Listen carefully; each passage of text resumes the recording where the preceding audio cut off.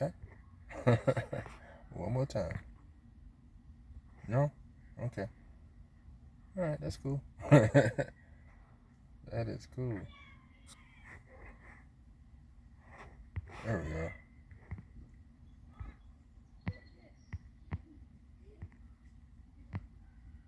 Alright. There we go. Like a cockroach after an atomic bomb. Fatter. Actually, hey, hold on, big dude. I'm gonna take you down real quick. I'm gonna get you the request to come back up. I did something different that time. No, go ahead. Okay. Alright. I'm gonna go ahead and start sharing, so then we don't gotta wait on that. Copy that.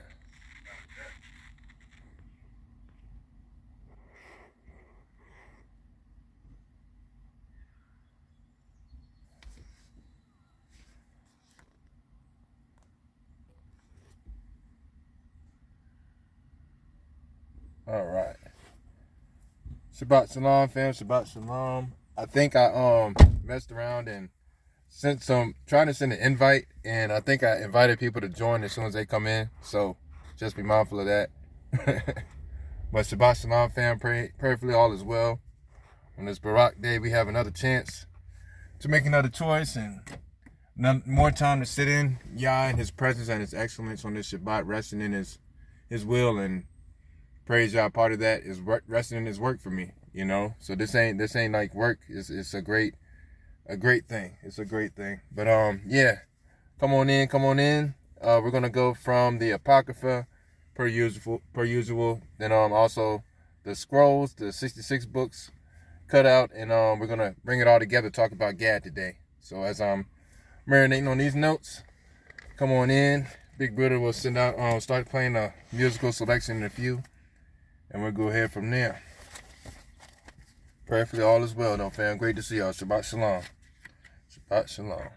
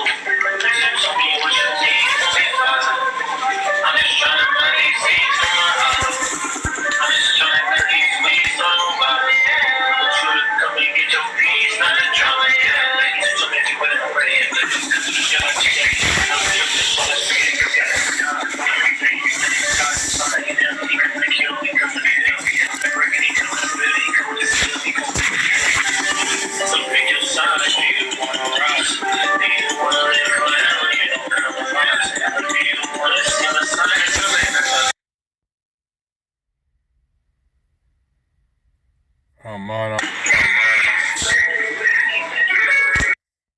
Go ahead and jump in. Shabbat Shalom, fam. Shabbat Shalom. Great to see everybody had time to come back through the camp. Prayerfully and knowingly, you're ready for another great time. Another great time to just come together and fellowship and spend some more time with Yah, diving deep into His Word as well. And praise Yah again, as I was saying earlier, for the pleasure of being in this. A lot see this as a strenuous work, but this is where we find joy at, is in the between things. As we've been talking about the testaments of the 12 patriarchs, and also of really some jumping in on what Jacob and what he was going through, and how that those 12 patriarchal ways and guidelines help us in life today and guide us through life. Not only when we're going to teach others, but to help bring us back into things as well. Like last week being one of my favorites, with Napahatalay, that Nafty, and it also goes with Gad as well.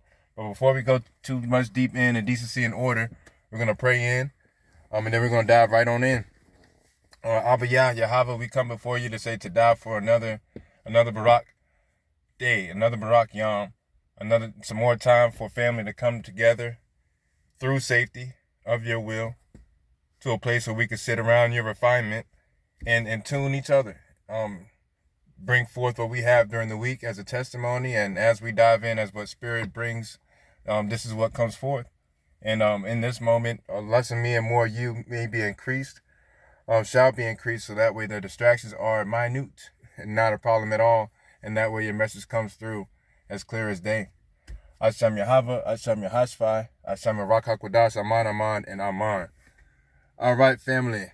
So, where to begin? Every time this comes about, especially with the 12 patriarchs and the patriarchal ways, it gets deep. And so deep, it's like you're at the shore of the water, and you know you could touch your toe in at any point. Any point you could start getting into the water, but we're just gonna pick somewhere and just start walking in it. Aman. So with Gad, man, I was thinking about this, and the first thing that came to my mind was the referencing, I would guess would be a better term, of Gad, and how some correlated to the God word, with God, and it had me thinking on that, right? And diving in on the word of the name of Gamal, or Gad, of Gad. It is Gamal Dalat, right? Gamal Dalat are the two characters, and these two characters represent a sound. That's what's on this picture. So we have Gamal Dalat, or aka Gad, right? Gamal Dalat. This is humility, and this is also opportunity. This is the way to hold things and the way to carry things, coming off of Napahatalay, right? Napahatalay last week, or Napahatalay, right? Napahatalay, right? Napahatalay, right? How we know that guideline helps us move swiftly through things. And today, with carrying that message, it's impactful. It's a marching force. It's cutting through the wind, right? And with the cutting through the wind, I don't know who was able to catch me the last time. I went live a couple times on another channel, and we were talking about how Yah had me recognize the flight patterns of birds, right? As we're going into Gad, and cutting through the wind. Now, if you look at the Hebrew characters Yavad and Vav, Yavad has a perpendicular up and down north and south line connecting to a parallel left and right line. That ends up to a V, right? The V flight pattern is very important because the bird at the front of the flight pattern cuts the wind for the rest of the birds behind it, right? So with Napahatalay moving swift and everything like that, it made me think about a locomotive, a train car, all the way cutting through the mountains, because how forceful and how the train cuts through the wind as well, right? And as this is happening, if one bird goes down injured, another one comes down with it. They go out in twos. They go out in houses, and these lines are connected to V's. And it made me think about cutting through the wind again. Not only just the wind, but the breath, carrying the voice of Yah, being one with the voice of Yah, and that's very important with Gad, Gamal Dalat.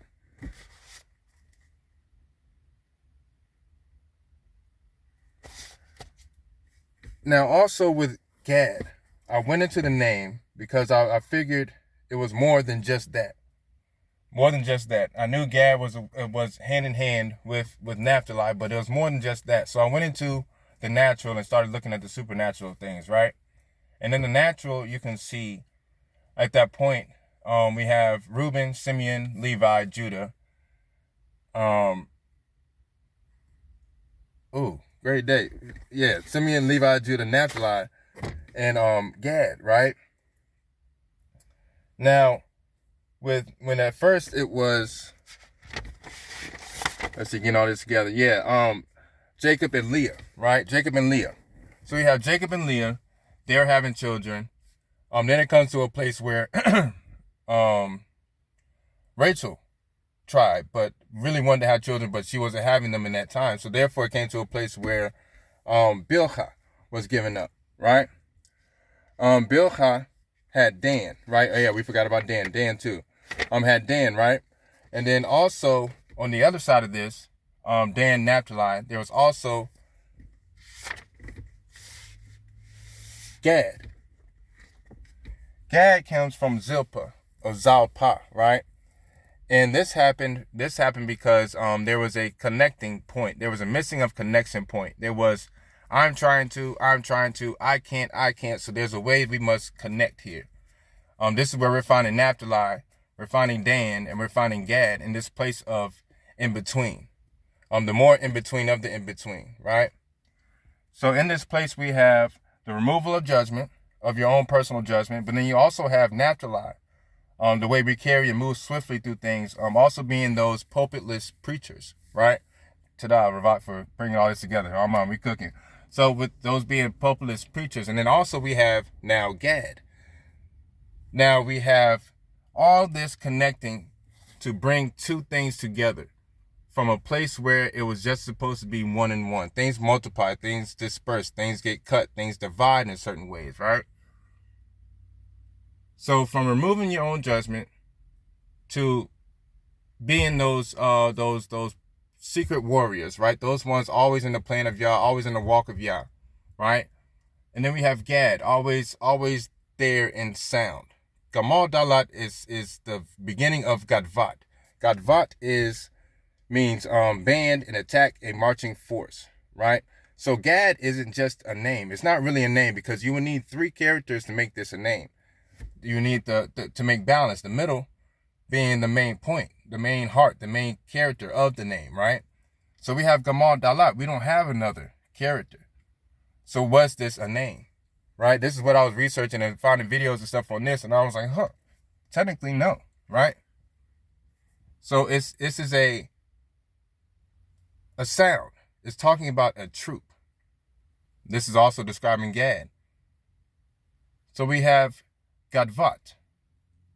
That's what means troops. And if we read when we get into, let's see.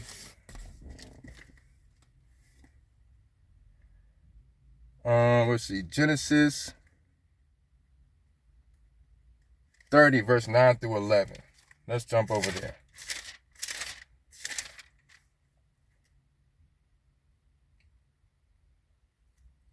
Genesis 30, verses 9 through 11. Over here, this is where we're going to start walking in the word and bring everything together that's trying to make its way through.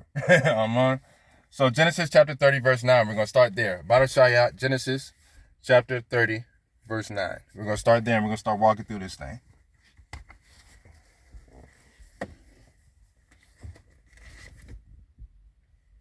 So it says in Genesis chapter 30, Barashayat chapter 30, verse 9 through 11, it says, when Leah saw that she had been left bearing, right? Remember after Rachel, right? Rachel, we have Bilhah, right? Actually, let's read the whole chapter. So we'll see what's going on all together. We're going to read the whole chapter. Chapter 30, it says, and when Rachel saw that she bare Jacob no children, Rachel envied her sister. This is seeing the natural to see what's coming out of this. And unto Jacob, and said unto Jacob, give me children, or else I live no more. Jacob's anger was kindled against Rachel, And he said, Am I Alachim's steed or stead, who hath withheld from thee the fruit of the womb? Verse 3, and she said, Behold, my maid Bilhah, go in unto her, and she shall bear upon my knees, that I may also have children by her. So remember, we went through that already, talking about all the way through everybody else we talked about up to this point. We keep reading. And she gave him Bilhah, her handmaid, to wife, and Jacob went in unto her. And Bilhah conceived and bare Jacob a son. And Rachel said, Alachim hath judged me, and hath also heard my voice, and hath given me a son. Therefore called she his name Dan. Remember, we went through Dan. Verse 7, and Bilhah, Rachel's maid, conceived again, and bare Jacob a second son. And Rachel said, With great wrestlings have I wrestled with my sister, and I have prevailed. And she called his name Naphtali. Remember that? Now Leah's looking. She said, Hold on. When Leah saw that she had been left barren, she took Zilpah, her maid, and gave her Jacob to wife. And Zilpah, Leah's maid, bare Jacob a son. And Leah said, A troop cometh, and called his name Gad. Again, troop meaning Gadvat. That is what it breaks down to. Gad comes from Gadvat. It's talking about a whole term, a whole character name. Not really a name of Gad, but Gad is a sound. Gad is the beginning. Gad is the initiation of the Vat, right? What do I mean by that? So Gadvat, again, meaning troop, band, and attack, a marching force. Gadvat, that ending, V-A-T. So remember we were talking about Alav He, and Alav He is a healing. It's a questioning of the Ravak, a work of the Ravak by the source to get you to a certain point, right? So Gadvat, V-A-T, at the end of a sound like Gad, it means a construction state, taking the message to a constructive state. This is opportunity. Vat is also a large container or receptacle used for holding liquids. This is where it gets a little deeper, particularly in the process of winemaking and oil production, right? So we see we're about to get a little deep. We're getting into some more deeper waters. I'm on. So back to that. So an example of that, got vat. Vat at the end of a name or end of a term or end of a sound. Got vat. So we have Gad, Gamal, Dalat. We have Vav. We have Alav, Tav. So remember, Alav, Tav is towards, at, and, right?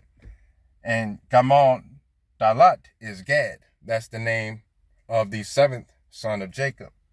In the middle of that, we have Vav. So what is nailing Gad to Alav, Tav? Right? That's the middle part. That's the nailing. That's the balancing character. So what does Gad do? Gad balances from Naphtali to the point, towards anything, the connection point. So we go Naphtali, Napahatalay, to Gad, right? And Gad is the balance. Gad takes you to a constructing state, a state of where you can take the message to, break the message down, carry it through whatever mountain, whatever it contains. Like the boxcars, we have reds of passion, greens of love, yellow of joy, orange, a mixture of colors. We'll get into that some more later. Blue of peace, cutting through mountain terrains. Those valleys shall be made cleft, right? The mountains are made molten under him, the valleys cleft. Everything made flat, an even surface to go through. What would be the only thing that can mess that up? That would be speed, right? Too much of an application, right? Too much of a impulsiveness. That can speed is anger. Speed is more of your fleshly thing pushing something. That could be the thing to mess it up, right?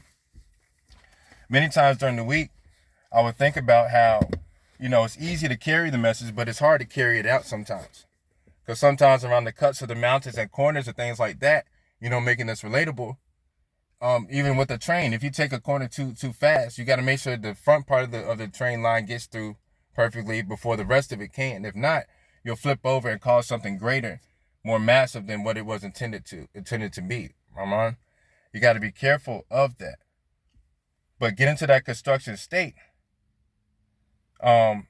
Back to get Gadvat, right? Gadvat, the VAT on the end of it, for example, people are familiar with the term Marah, or Marah to Morat. So Morat, M-O-R-A-T, would be the state of becoming a Morar, right? So that Vat is the state of becoming. So Gad is nailed to the state of becoming a thing, nailed to going towards a thing, carrying out a message. Gad is very important. Gad, right beside Naphtali.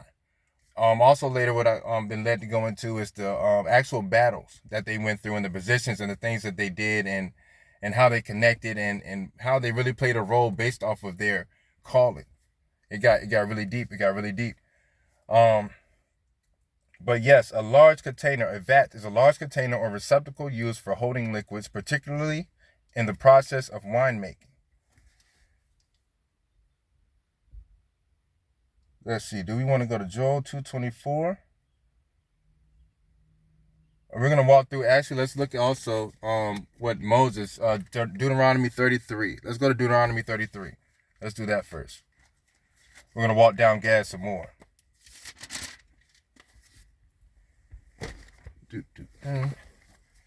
And again, if anybody has anything, feel free to come up. Feel free to come up. This ain't just a talking at you. This is talking with you. Talking through. Just, oh, you can't hear anything? Can y'all hear me?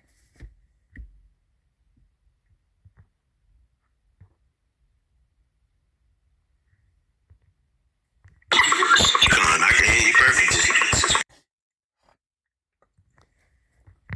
I'm on. All right, Con. So we're gonna yeah, you might have to go out and come back in. I saw you doing that a couple times, sis, but Shabbat Shalom too. Shabbat Shalom. Going to Deuteronomy 33. And remember we were talking about Moses and his sapphire speaking, right? Bringing all this together. We've been through a lot. Now that I'm realizing we've been through a lot. So the words might not come out exactly how they were stated when we were going through this individually, but the gist is there. You've been going through with us, right? So here in 33, Moses basically gets to a point where he's talking about the sons of Jacob, the inheritances of the sons of Jacob, what they would go through, what they would be responsible for, who they would be responsible for, around what message they would work, what part of the message of delivering they would work, right? So we go down Deuteronomy chapter 33, where he talks about Gad.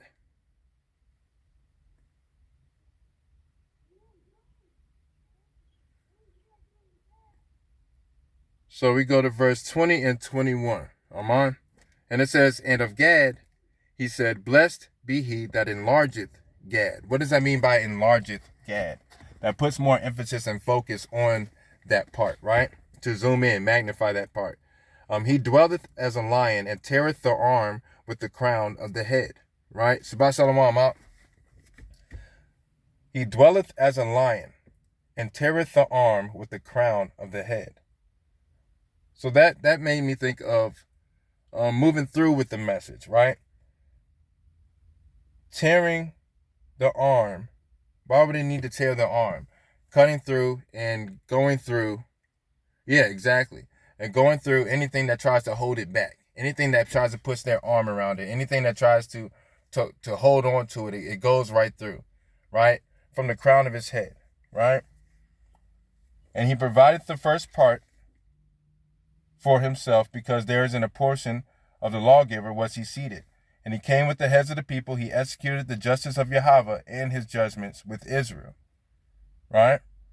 Again, in that same motion with judgment, in the same flow of judgment, is Gad, Gadvat, going to a constructing place, carrying the message, working hand in hand with Naphtali. I also noticed that, outside of Naphtali, just with the character and the meaning behind the name, there wasn't much more to it, right? I was looking. I was like, well, I know there's a lot that's really, really chunky, but it's not really a lot to it. It's pretty like simple, as they say, right? Gamal, Dalat, Gad is not a name like the rest of the children of Jacob. It's not really like Naphtali, Reuben, Simeon, Levi, Gad. Two characters being a sound, not even a full name. God, Vat. That's like a You got a beginning of a word, how the sound, the phrase, how it goes through everything. No, it's cool, sis. You good. It's all righteous, all tabah. Right? The fulfillment of the tribute is to clear the lands of all who live outside the standards of Yahweh. Aman. Bringing it all together. So we have Gad, Gamal, Dalat. This name meaning troop, right? Like he would be overcome by the same thing he goes out with, but being victorious at the end. Also was said about Gad, right? Gadvat. In that place of carrying it to the construction state, finishing and clearing everything up, bringing everything together.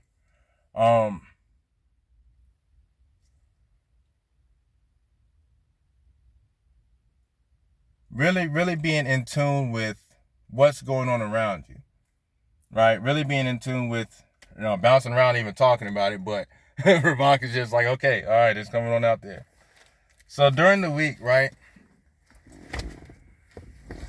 you got to be, as everybody's ears perks up, you got to be ready for anything that comes at you. Amon?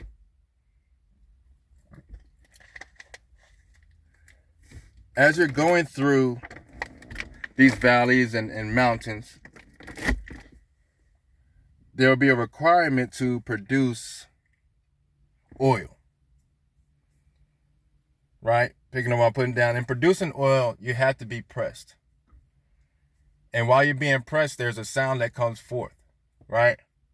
That sound that comes forth is not always righteous first.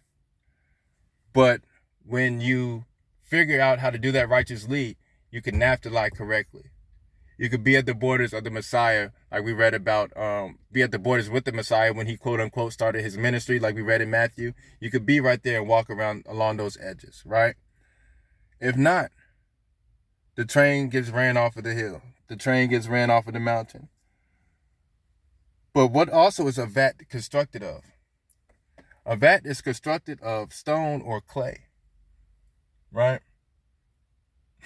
It's constructed of stone or clay. That means who is the potter and who is the clay? Amon? We're talking about these crystals and these stones, right?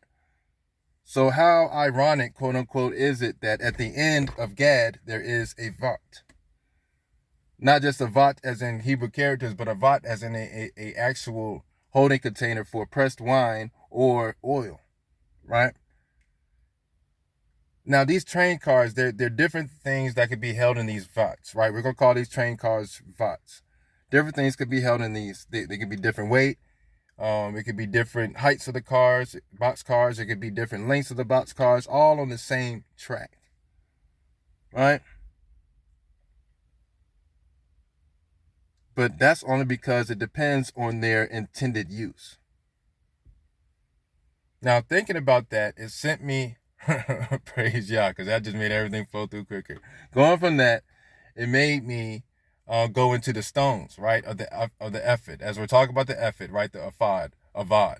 So last week we were talking about the diamond, right? This week we're going to talk about, let's actually flip there, Exodus 28. Exodus 28. As we're bringing what that even means all together, Exodus 28, right?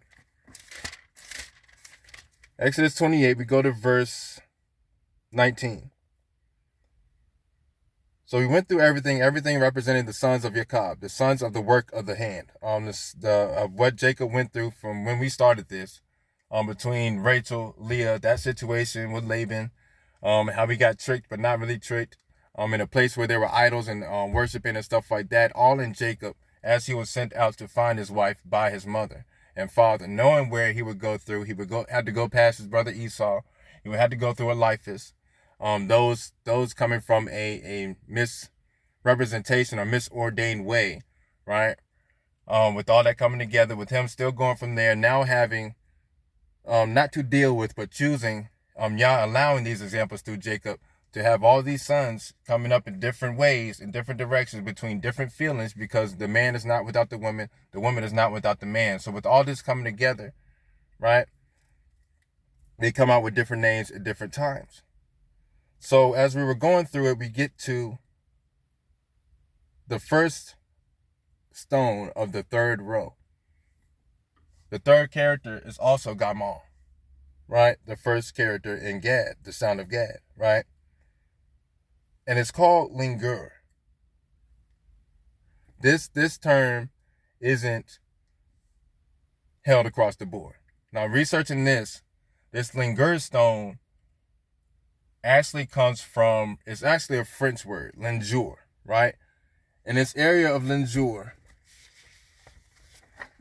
it's the southern part of a northern region in France where this is found, right? But it's talking more so of a, here it is. I don't want to get that wrong.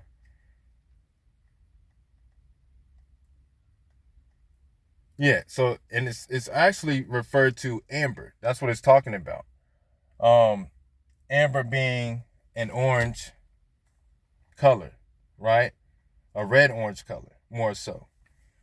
Amber is found in the southern part of France in the northern region of Italy called Lingour. But it also was referring to a lynx, right? Either way, it's talking about amber. Now, amber, I see why they were talking about it's kind of hard to find this Lingour or this amber or anything like that because it's not traditional. It's not traditional. It's also seen as a deep blue, deep purple stone as well, which reminds us of sapphire. So as I'm looking, I'm like, well, nobody really knows. It's kind of hard to get where this stone, what this stone actually is, right? But they can talk about the color of it, right? Which is like it's between a dark red, dark brownish color, but it's also an amber color as well too, a more lighter orange, which is a lighter representation of the red and brown. The red and brown being like the passion. What happened with the Messiah, right? And what happened with the Messiah, coming from the Messiah, that dries up, right? That's because we wear the stain of that message, right? This is the deepness part of it. It also goes to going deeper into it. That's they thought it was more so of a sapphire. That sapphire stone gets thrown around a lot. They thought it was Dan. They thought it, it's really Levi, right? Many leaders had it. Aaron, Moses, right? Really Moses, but Aaron was the one that represented the Levitical priesthood, right? Knowing all this, when you're going into things of research, and that's why it kind of had me bubbling around and twisting around and kind of twisting up about the message, because going through, it's like so much confusion in this. And it helped me realize this does get confusing. It's to a place where don't try to act like you know it all the time. Don't try to act like you're good all the time. Don't try to act like you got it all the time, because this is going to mess up the message. This is going to have you easily altered by anything else outside of you, anything else that's going on around you, right? This is Gad. Gad wasn't messed up by any of that. Gad had the crown on his head and moved like a lion. Gad cut through anything that tried to grab him. Gad was a troop, a marching force, an attack, right? This is Gad. Gad can't be stopped, right? But why would he chill like a lion? Because there's a pride about it. There's a surrounding. There's many others like him around him at all times. Just like Napahatalay. Napahatalay, they're not really talked about, not really seen, not really moved around. Not really in the forefront of things like that. They're more so in the background. So Gad has to move the same way. This is how it goes through. This is the digestion, right? So we get to the Lingour, right? We're talking about amber, because honestly, this is the thinking process I was led to, right? If anybody has anything else for Rock led, come on up. But the process I was led to think on this is, well, sapphire is really, in essence, as we think about sapphire and wisdom, that's the essence of all the suns, right? Blue is in just about everything, right? Green is just about around everything, right? But just going back to sapphire and everything like that, it's more so of a stone that all the suns had to have in a certain way. That is altered by certain things in certain areas, and the way it came together, and what's going on in the minds of the mothers that's having these children and things like that. So I went more into the amber part. And this amber part really vibed more with Gad. Honestly, to be honest, it vibes more with Gad. And the breakdown of amber, because it doesn't really come from the earth as what you would think. So amber is formed by resin, right? So reading this, like Morgan Freeman voice, it says, millions of years ago, vast forests covered the earth. When ancient trees suffered damage from storms, disease, or insect attacks, they secreted a thick, sticky fluid called resin. This resin acted as a natural bandage, right? There's a lot of saline on this, right? blue, green, and red sapphire. Yep, all together too. Ta-da. So going through.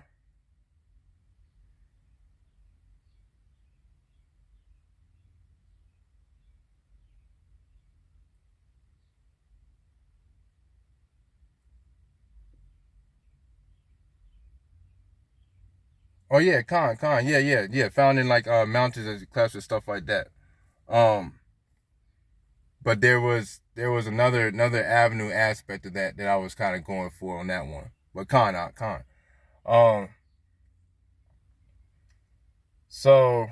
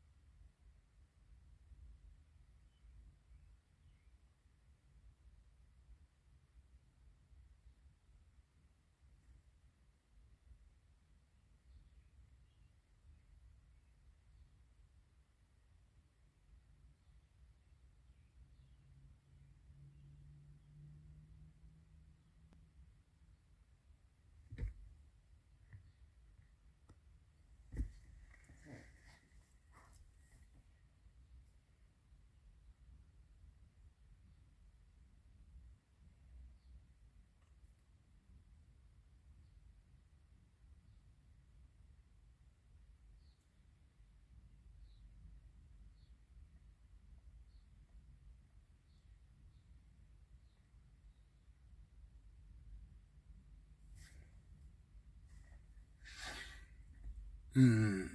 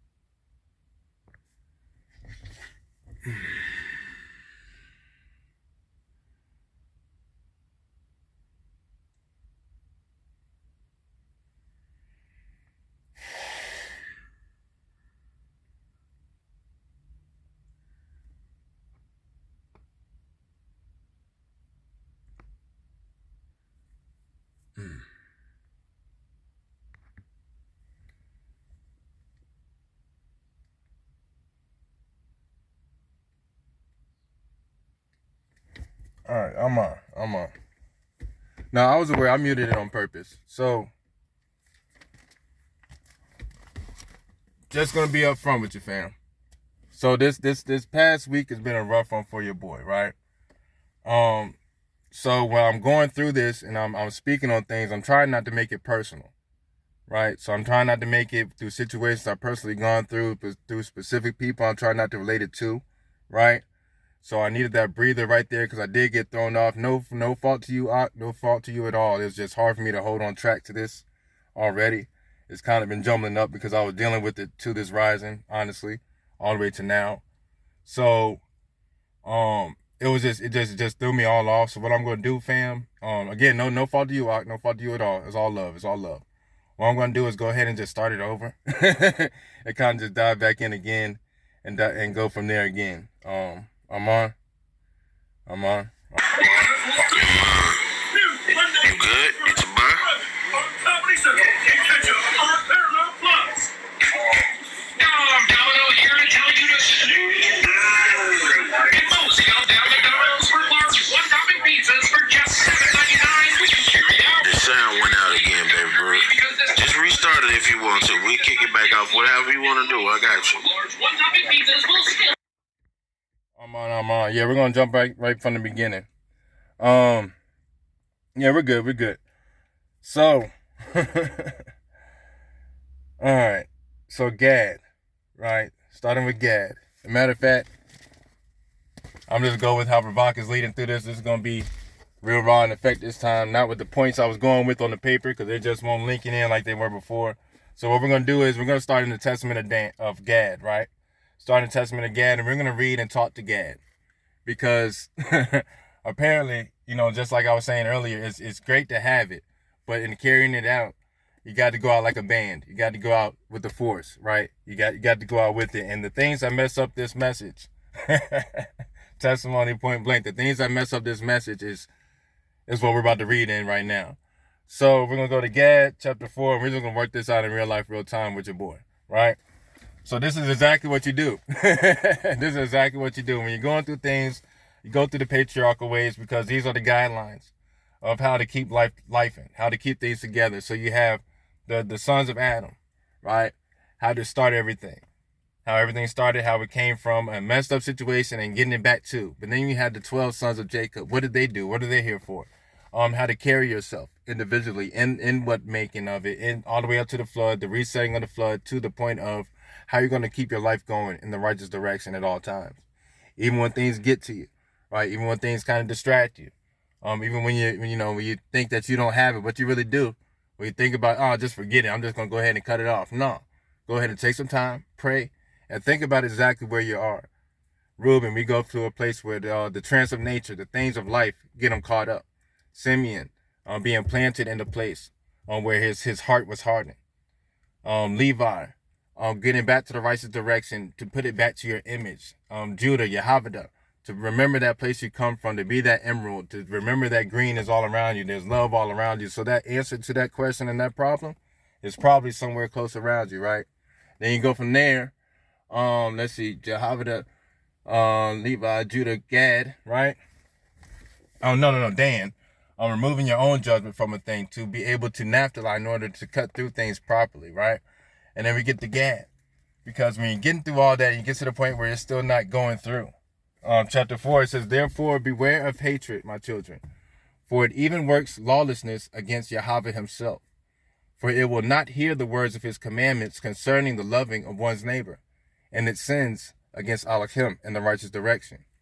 For if a brother stumbles, it immediately delights to proclaim it to all men, and it is urgent that he should be judged for it and be punished and put to death. And if it is a servant, it stirs him up against his master, and with every affliction it devises against him. If it were possible, he could be put to death as well. Verse 5, for hatred also works with envy against them that prosper.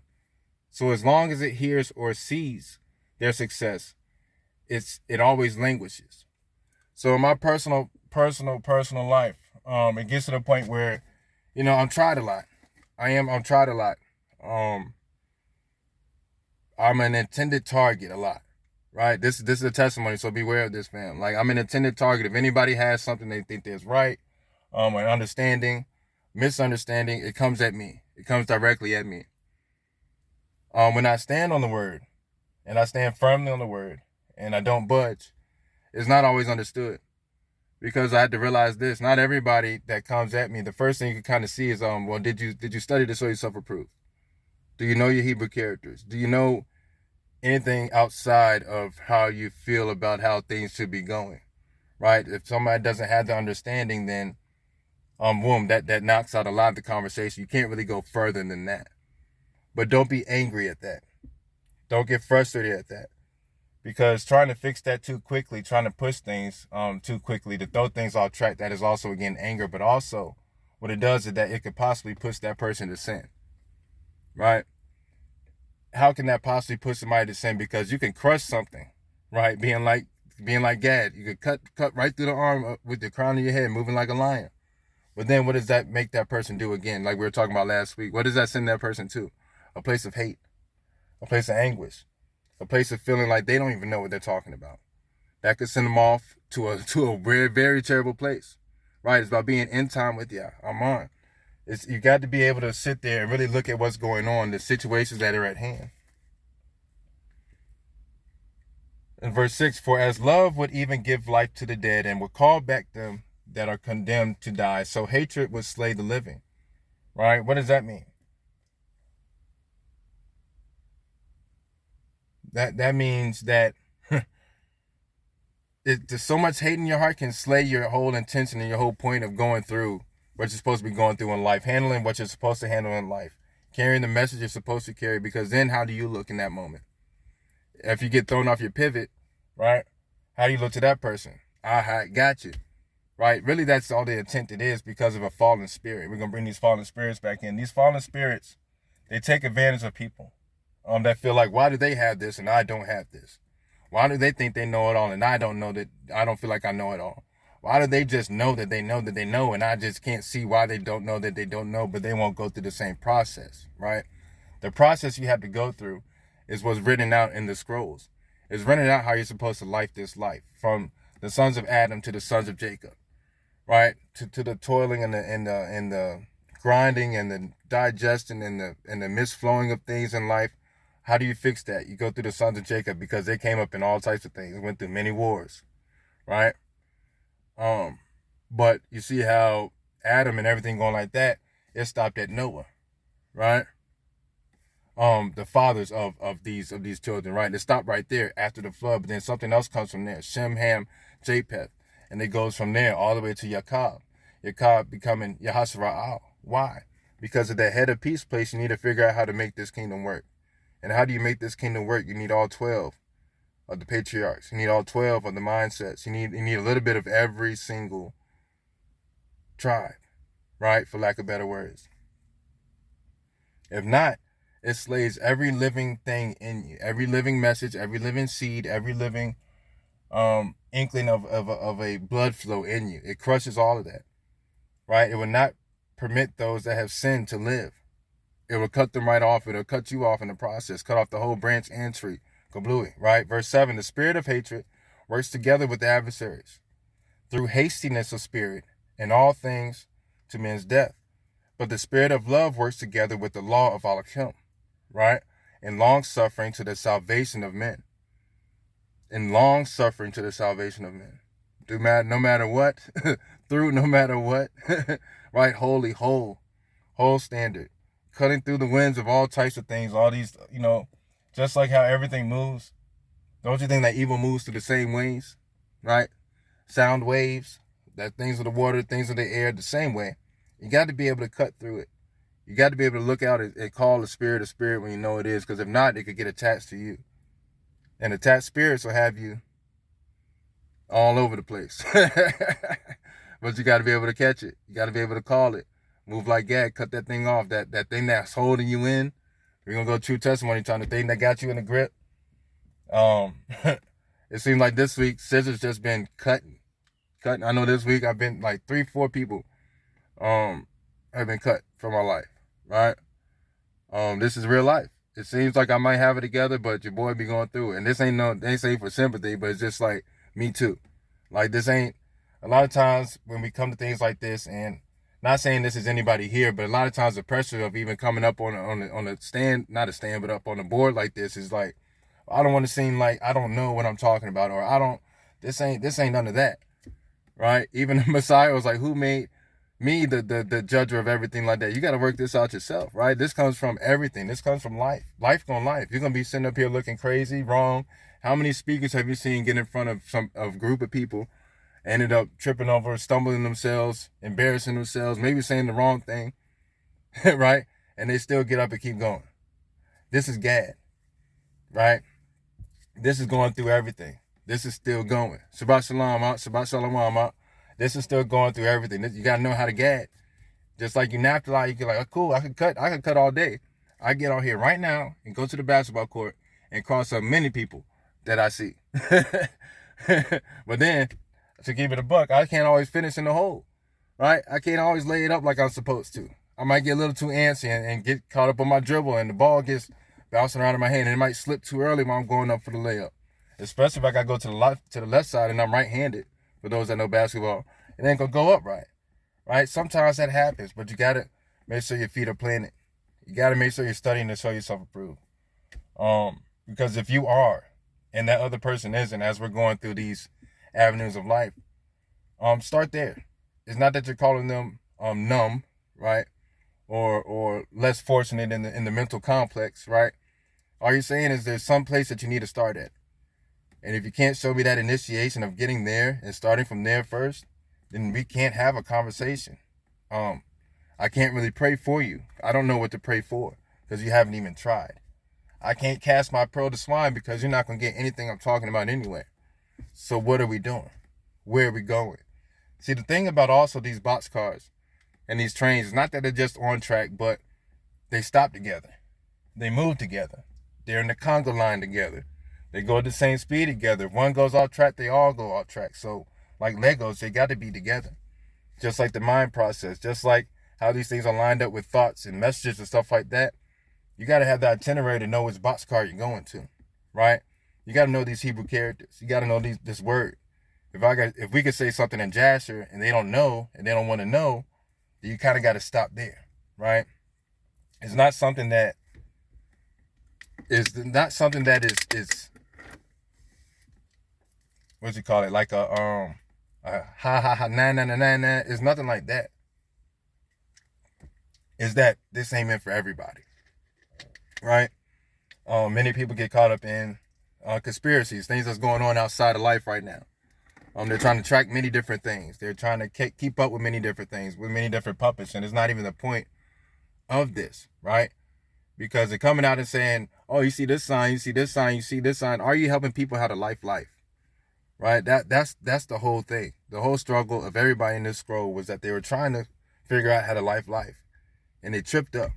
But they left testimonies. They left testaments. They left these things. But if you're not going to dive into it, you can't really get things across, right? But don't let that cause you to hate somebody because you were there at one point too, right? We were all there at one point. But that's why we get to doing things like this and breaking down even the 12 patriarchs, because even guides me and helps me to keep things together, especially with even looking at the names of Jacob, right? Jacob, with that cough in the middle, the hands, the working of Jacob. And you look at Zilpah. You got Zion, you got Ion, you got Lamed, you got Pei, you got Alav, and you got He. So you got the harvesting tool towards the image, towards the righteous direction of the voice, of the AH, of the healing thing, of that question, right? This is what mixed with the hands of Jacob, and the product of that was Gad. You see how you can put all that together just to get that too as well, right? But Gad again being a sound, not a name. Salah, a sound, not a name. Being less of yourself and more of the voice of Yah, right? Being less of what you've been through, being less of what you could say, being less of being snarky, being less of that, being more of the voice, because only the voice can fit into those boxcars. Everything else, the weight can't be tracked on it. It's wicked. The vat we were talking about earlier. It changes depending on size and what is needed and the intents of it, right? This as well. Some things don't fit in the boxcar. Some things won't stay in the boxcar. Evil spirits, kind of hard to keep in a box because they seep through the edges and the corners and the crevices of things, right? Got to be able to cut through them. Got to be able to move through them. Let's go to chapter 5 of the Testament of Gad as we talked to Gad to help a brother out. It says, therefore, hatred is evil, for it constantly mates with lying, speaking against the truth, right? Because then at that point, you're trying to prove your flesh right instead of giving the message across. So this is not just this. I didn't have an issue with this with me, but just being able to see these things because it's in a situation. The situation takes two. So it's not coming from you. It's going to be coming from the other person. That's the combativeness. It takes two. Let me get this puzzle real quick. It takes two. But if you don't do it, brownie points. But this is like towards anybody because especially when they talk about it be your own people. Like we just chilling today, obviously at the campfire. We just gonna chill. It be your own people. So expect it to be in your own house. Like we were talking about before, it's not going to affect you if you don't care. So therefore, it has to be somebody closest to you, right? It's not gonna be the average Joe walking down the street. It's not gonna be anybody that you kind of just bump into or hold the door open at the store. But it's gonna be somebody that you're close to on the walk. And there's gonna be disagreements. I'm telling you, there will be. Because if there's not now, then there will be later, because there has to be a test of loyalty. Things can be talked out, but there's still gonna be that remnants of what happened. Gotta work on that. Gotta work on that. Gotta be able to. If you don't Napahatalay right, if you don't take everything you're supposed to take, if you take anything more, just like weigh stations, those box cars are gonna be overweight. And if they're overweight, when they hit that corner, it's gonna flip, and things gonna crash and things gonna burn.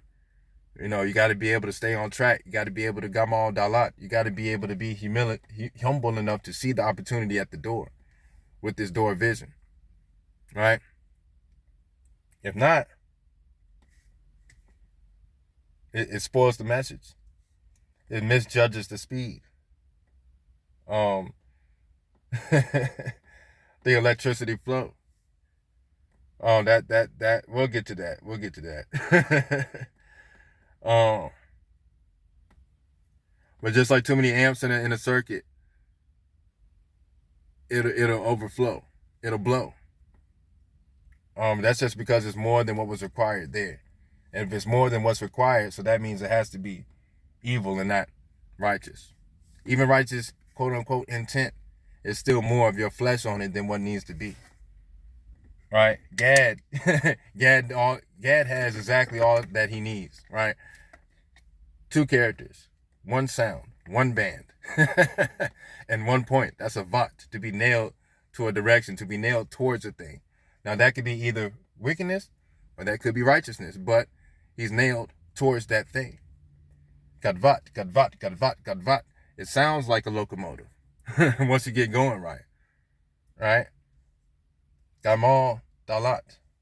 The humility of the Father in the flesh towards the righteous direction, which leads to a door of that righteous direction towards that righteous point. But you can mix and smur all that up. You see what I did there? Just going through the characters right there. You could mix all that up. You could smear all that up and end up at Dan. Having to go back to Napahatalay, to have to go back to Gad. And if you mess up again there, you got to go back to Dan. Because in that point, this was Zilpah and this was Bilhah going on right now from Rachel and Leah, right? So there's an in-between thing. There's something missing. So they're trying to get a message across from one side to the other the whole time. One side to the other. Boom, bam, boom, bam, boom, bam. And it just ain't working. But it did work because they birthed, right? And who they birthed? Dan, Napahatalay, Gad. The cure. Dan, remove your own judgment. Napahatalay, Napahatalay. Then you get the Gad. Gamal Dalat. Right to the right door. So we see then, even then, Gad, Dalat, Dan. Right? Door to door. From the wrong door to the right door. You see how we could break this down and just start swimming in it? You know? And not even go with the notes. Salakia. But reckon that's also a lesson right there. Decency and order is just Yah's timing. It's just Yah, it's just the spirit. Like I like to joke, it's like messed up is in front of everybody, but it's because it's something that, you know, didn't not even going to sleep on my anger because it didn't even have a chance to go to sleep on it. knowing that had to be in the right place, to go to the right direction, to get the right thing, to go to the right vat, right? And end up getting this. You know? Ended up being able to actually, I ain't know it's gonna be like this, but you don't ever know. When you're on that train, right? And you're in that last train car on the picture, all the way in the back. You can't see you can't even see the beginning. You can't see the caboose either. The last don't know what the first is doing. But what did the Most High Yah tell Moses to do to that rod? Grab it by his tail when it turned to a snake. Right? Because if you grab it by his tail, it's harder for it to bite you.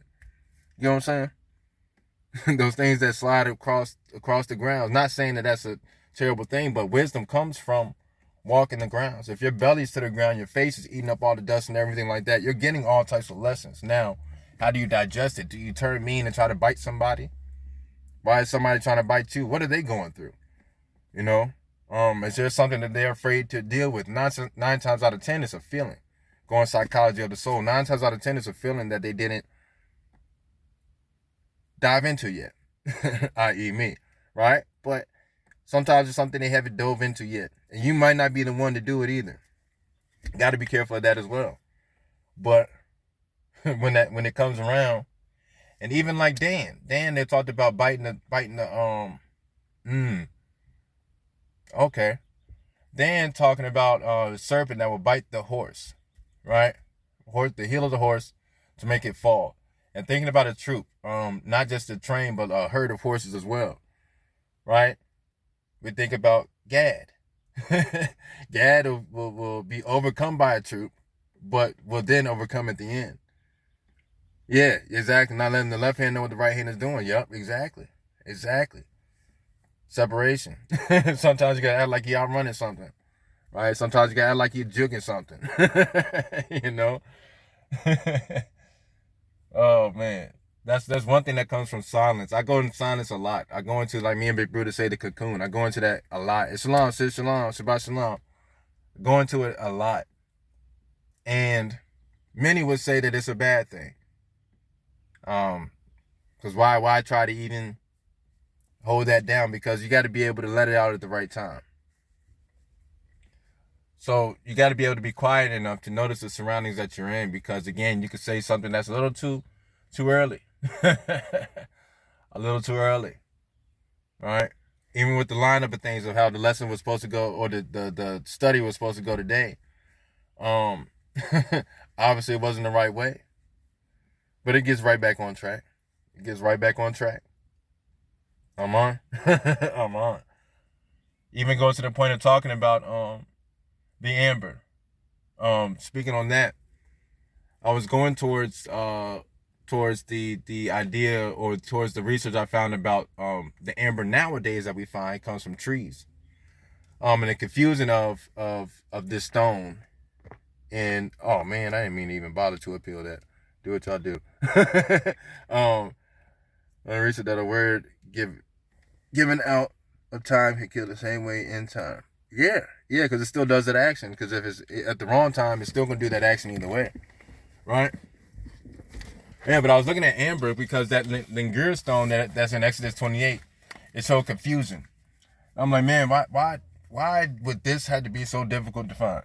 You know, because one thing that you worry about when you're studying and even coming before people with things that you found or led to see, right? It's nerve-wracking because at any moment, the littlest thing can be taken and thrown out of proportion, right? It could damage a lot of people's trust, right? But then you got to put yourself in this position too. This is everybody. Study to show yourself approved. If you think one man is always going to be right, you got it messed up already. This is how people heap up preachers for themselves. Man is going to let you down. Man is going to let you down. But that's why I go with permission of my Father for everything, right? As everybody should. But man, we'll let you down. And I'm thinking about Gad this whole time too. And I'm looking at this and I'm like, well, it says Lingur, then it goes to opal. And I'm like, well, opal, it talks about this. This is blue and purple. What does that have to do with this red is brown? Well, all colors go together. Okay, we're going to keep going. Now I looked at, where does this word even come from? It looks French, right? I don't know any French. But many of my people do in this chat, right? Some dialect of it, right? And I looked at Lingur, and I was like, well, Lingur, let me look this up. And it said that it was in a southern part of a northern region, right? This is where you find this amber. Well, I'm like, how do we get to amber? You know what I mean? I'm like, well, because I'm looking at the stone, I'm like, that's red is brown. Amber is more brighter than that, right? But think about red is brown. The red reminded me of passion. The red is brown reminded me also of dirt, also of clay, what the water absorbs, right? It sent me down those avenues. I'm like, okay, well, that's cool. You know, I kept going. Then I kept reading and it said it's also Lingur that's also referred to as a lynx. And they talk about what comes out of a lynx, right? The number 1. I'm like, well, that's definitely amber. That's definitely golden, right? But I'm still like, what does this even have to go from there, right? So I'm looking up amber. I know amber comes from, what we really know is like it's found in different aspects of coal, like Aqua saying. It's found in different aspects of coal in these volcanic places, right? But this will bring out the reddish brown. But I looked at the amber because amber like is mixed up in this too. So nobody really knows what this stone really looks like.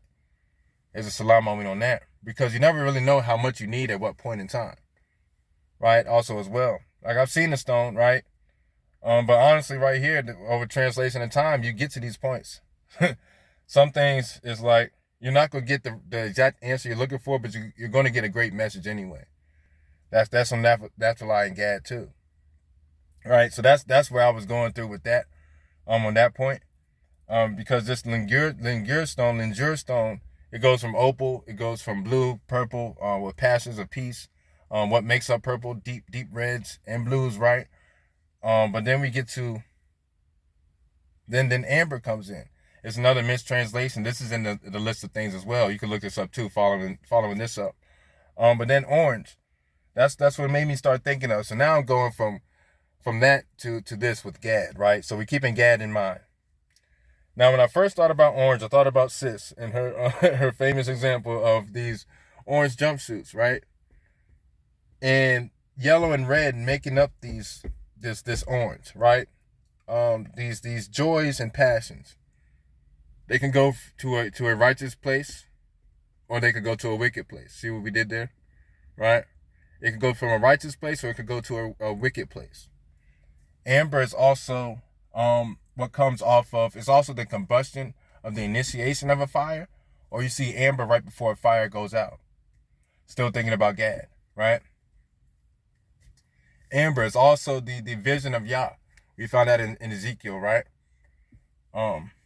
They also say amber comes from a mixture of metals, a clanging of metals as well, right? But then it made me really think of where did this amber really come from? Now the amber doesn't come from the earth, what I found in research. It comes from trees. Trees sap. The things that bandage trees, right? The quote unquote waste from trees. Trees of knowledge, right? Trees planted in the ground. The roots underground the same as the roots above ground. As I'm going more into this amber, right? That's where it came to this point. I looked it up and I found this story going into it, right? Going into it more. I'm like, well, what does this even have to do with anything? Right? But you see what I'm saying? So I'm researching this because I don't know anything about this from a can of paint, like I'm saying to y'all. But this is what I found. And it says in the Morgan Freeman voice, millions of years ago, vast forests covered the earth. What does that make you think about? All different types of trees, all different types of thoughts, all different types of things covering the earth, rooted into Adat. Adat, Alav, Resh, Alav, Tav. From the source of the head towards the connecting point, right? That being here. Us doing the righteous thing in the righteous time. That's how heaven meets earth in particular places, right? So millions of years ago, vast forests covered the earth. So we're going to have a lot of salah, a lot of metaphorical things going on here. Natural to supernatural, right? We're going to put this to practice. When ancient trees, often ancestors of modern pines or other conifers, right, suffered damage from storms. What's damage from storms? That's life. That's life going life. Disease or dis-ease, right? Insect attacks. Little things that bug you. You know? The littlest thing that can get under your skin that you know you can just smack and smush, right? But it's a living creature. You see what I'm saying at the same time? Now, they don't all get that treatment, right? But that's not what I'm going with this, right? They secreted or secreted, right? Or what comes out is a thick, sticky fluid called resin. So this sticks. It moves really slow. You can't just wipe it off, right? It protects over time if you leave it alone. It's like a scab, right? So thinking about Gad, not that he's carrying a scab, but in a sense, it's the healed thing. So it's like Gad are those healing bodies that come out from that tree from that message inside that Napahatalay has brought from the heart that pumped it to this place where Gad comes out as this sap and bandages things, right? Coming from that pulpit that isn't seen, being those behind the scene warriors coming out slowly, not rushing, because if you come out too fast, what happens? You mess up the flow. If you come out too fast, what happens? It dries up too quick before it even sets in, you know? But when it's still kind of moist, it does have an opportunity to get messed up, smudged up. But that's the risk that comes with the reward, you know? Let's keep going. The resin acted as a natural bandage. A natural bandage. So thinking about the natural to see the supernatural, right? A natural bandage. Salah. Sealing the tree's wounds to block out fungi. To block out those fungi. Those fungi ain't fungi, but block out disease and block out pests, right? So the things that you got affected by, and fix that, and then what comes in is what blocks that from happening again. Let's keep reading. Because the resin was so sticky, it frequently trapped fragments of the surrounding ecosystem, right? Yeah, sap being the blood. That's what I'm thinking about now. So that's why I was reading it out too. I'm like, wait, ain't that sap? You see what I'm saying? It does the same thing though. That's why they were talking about it comes from the pine trees and stuff like that. And I'm like, oh man, I'm still not fascinated by trees like that, but that is pretty cool. You know what I mean? And it says, because resin was so sticky, it frequently trapped fragments of the surrounding ecosystem. It frequently carries the things of Yah, right? Because this is what heals. This is what bandages, right? This is what comes together. Such as leaves, not like Simon Peter, right? Bark, pollen, and even small insects. So these things that you think that you need healing from are the things that make you up, that makes up the bandage. You can't have the bandage without these same things. The pollen and the small insects, right? So the things that come from entering course of Yehovah. See, still going through all 12 patriarchs, you know, it comes in. Like still going through the intercourse of everything like that, but not being affected by the wind so much, being able to cut through the wind, like Napahatalay, you know, and Gad at the same time, like Yao, like Yavad, like the birds, like we were talking about earlier, in that V formation. Why? Because the one in the front has to cut the wind for the rest of them, so they'll be able to see, oh, I can fly through this. I can just do what he's doing, but just like a truck and trailer too, right? It does the same thing we were talking about the other day. You can ride that drift spring. For those that know video games, you can ride that. But if you don't stay in the right position, you're going to get thrown off. You know, just like these box cars or train cars. You hear a train going by fast, what it's doing? It's cutting right through that wind. All through the winds coming from the tops of the mountains down to the bottom of the crevices and comes up under those box cars. The same things happens in trucks. That's how I can vividly see it. Because when you're coming around the corner and you see a slope in the hill, and say you're heading 65, 70 around the corner, I can't go 70, so I'll say 65. I'll go around the corner and I see that slope of a hill, and I look up and I see those trees moving, because trees, as we were talking about before, those trees are warning signs of what's happening from the winds. So I'm seeing that kick, and I'm coming around that corner. That wind gets up under that trailer. What's that trailer doing? It's being lifted and going across the lanes a little bit. Unless I know, oh, I'm pretty heavy. I know my weight. I know what I'm carrying. I know where I'm going. I'm in the right lane. So even if this wind hits me, I'm still on track. You see? See how all this comes together? Praise God. This is going way better. Let's keep going. As the resin sat exposed to the air and sunlight. So still the things that heal, the things that help things go around. This is the sun, and this is the air. The air, the breath, as we were just talking about. The wind not only being the wind, but the wind is the breath. You inhale and exhale. That's the breath of Yah. This is how Adam came to be. He breathed through the nostrils of Adam. And what comes out? The voice of Yah. You know, this all comes together. In order to cut through that thing right, you got to be able to Napahatalay and Gad. Because it started from the place of, man, why me? Why me? Why me? Like, I have been judged. Who said that? Who said this is judgment and not just life? Stephen, but I'm talking about Rachel. You see, we can still correlate the feminine and masculine energy because there's feminine and masculine in both. Not saying that by me feeling like that, I'm being feminine. Not doing any of that. But It's more close to a place that I care about so deeply. So I protect it, right? So I protect it. And when it gets a little, even threatened a little bit, I'm like, hey, say now. But that affects the message, right? And the sap comes in with the same things. Even like when you throw alcohol on something, right? Not specifically alcohol in the makeup, but a thing that stings, but still is a thing that's supposed to help you, right? Still those things you're like, oh, get away. But it's the thing that you need to help you out right now. You know, I got to be able to take this, because if I'm not able to take this in this lesson in this time, when this happens again, I'll probably say the wrong thing. I'm probably going to come off at the side of the neck. I was great enough not to do that. I'm telling you, I was great enough not to do that.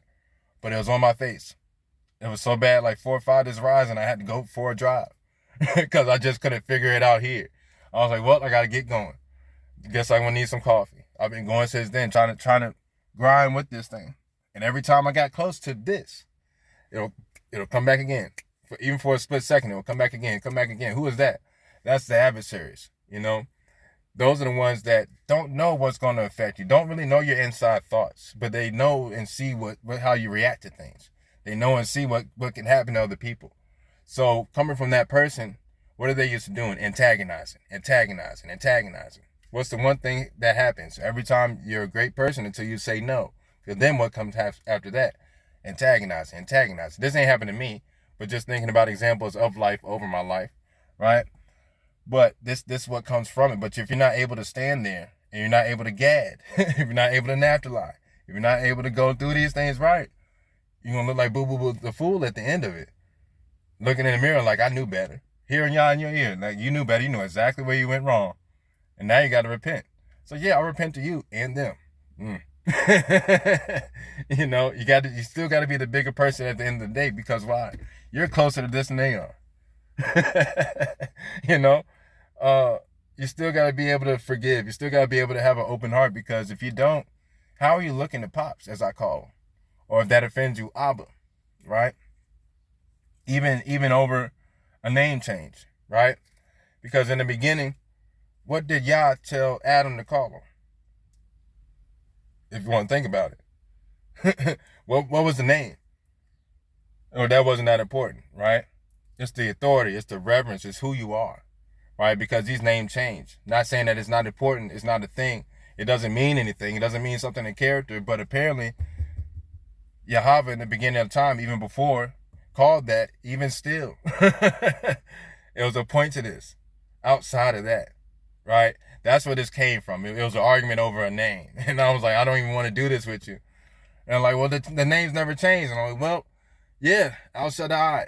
Need an intercessor. Yahweh, when Moses actually went and touched face with and saw the Most High, that was different. It's nailed to something. He is not even the I am that I am. That's more poetic, but it is what it is.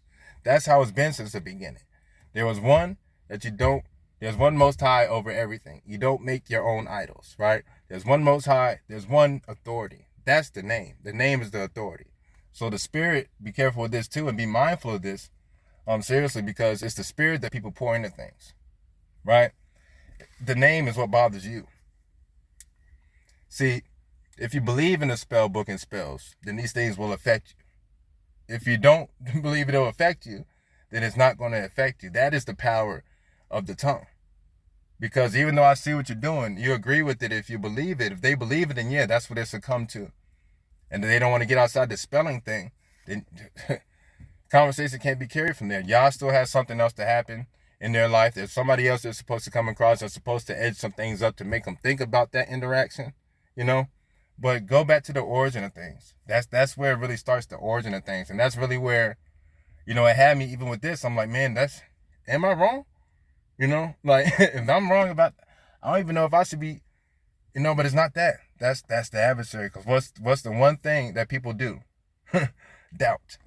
That's all That's all that was needed in the beginning. That was the fruit. That free will, doubt. That's what brings up evil, to think of anything outside the Most High. Yeah, I don't either. I don't go. I don't gangbang over the name. It's not that serious. You feel me? Does that affect the fruits? It's the fruit. Wasn't that the song that Big Bruto was playing earlier? It's the fruit that spoils. So what are you doing with your life? That's what I mean. Like, does arguing the name teach a person how to life? You know, with this GAD thing and how everything's going on, it don't help people how to life at all. It don't, because it tells them one way, one avenue. Now what is that person doing? Looking strictly up to you, right? Instead of doing anything themselves. Now what they're doing to the next person.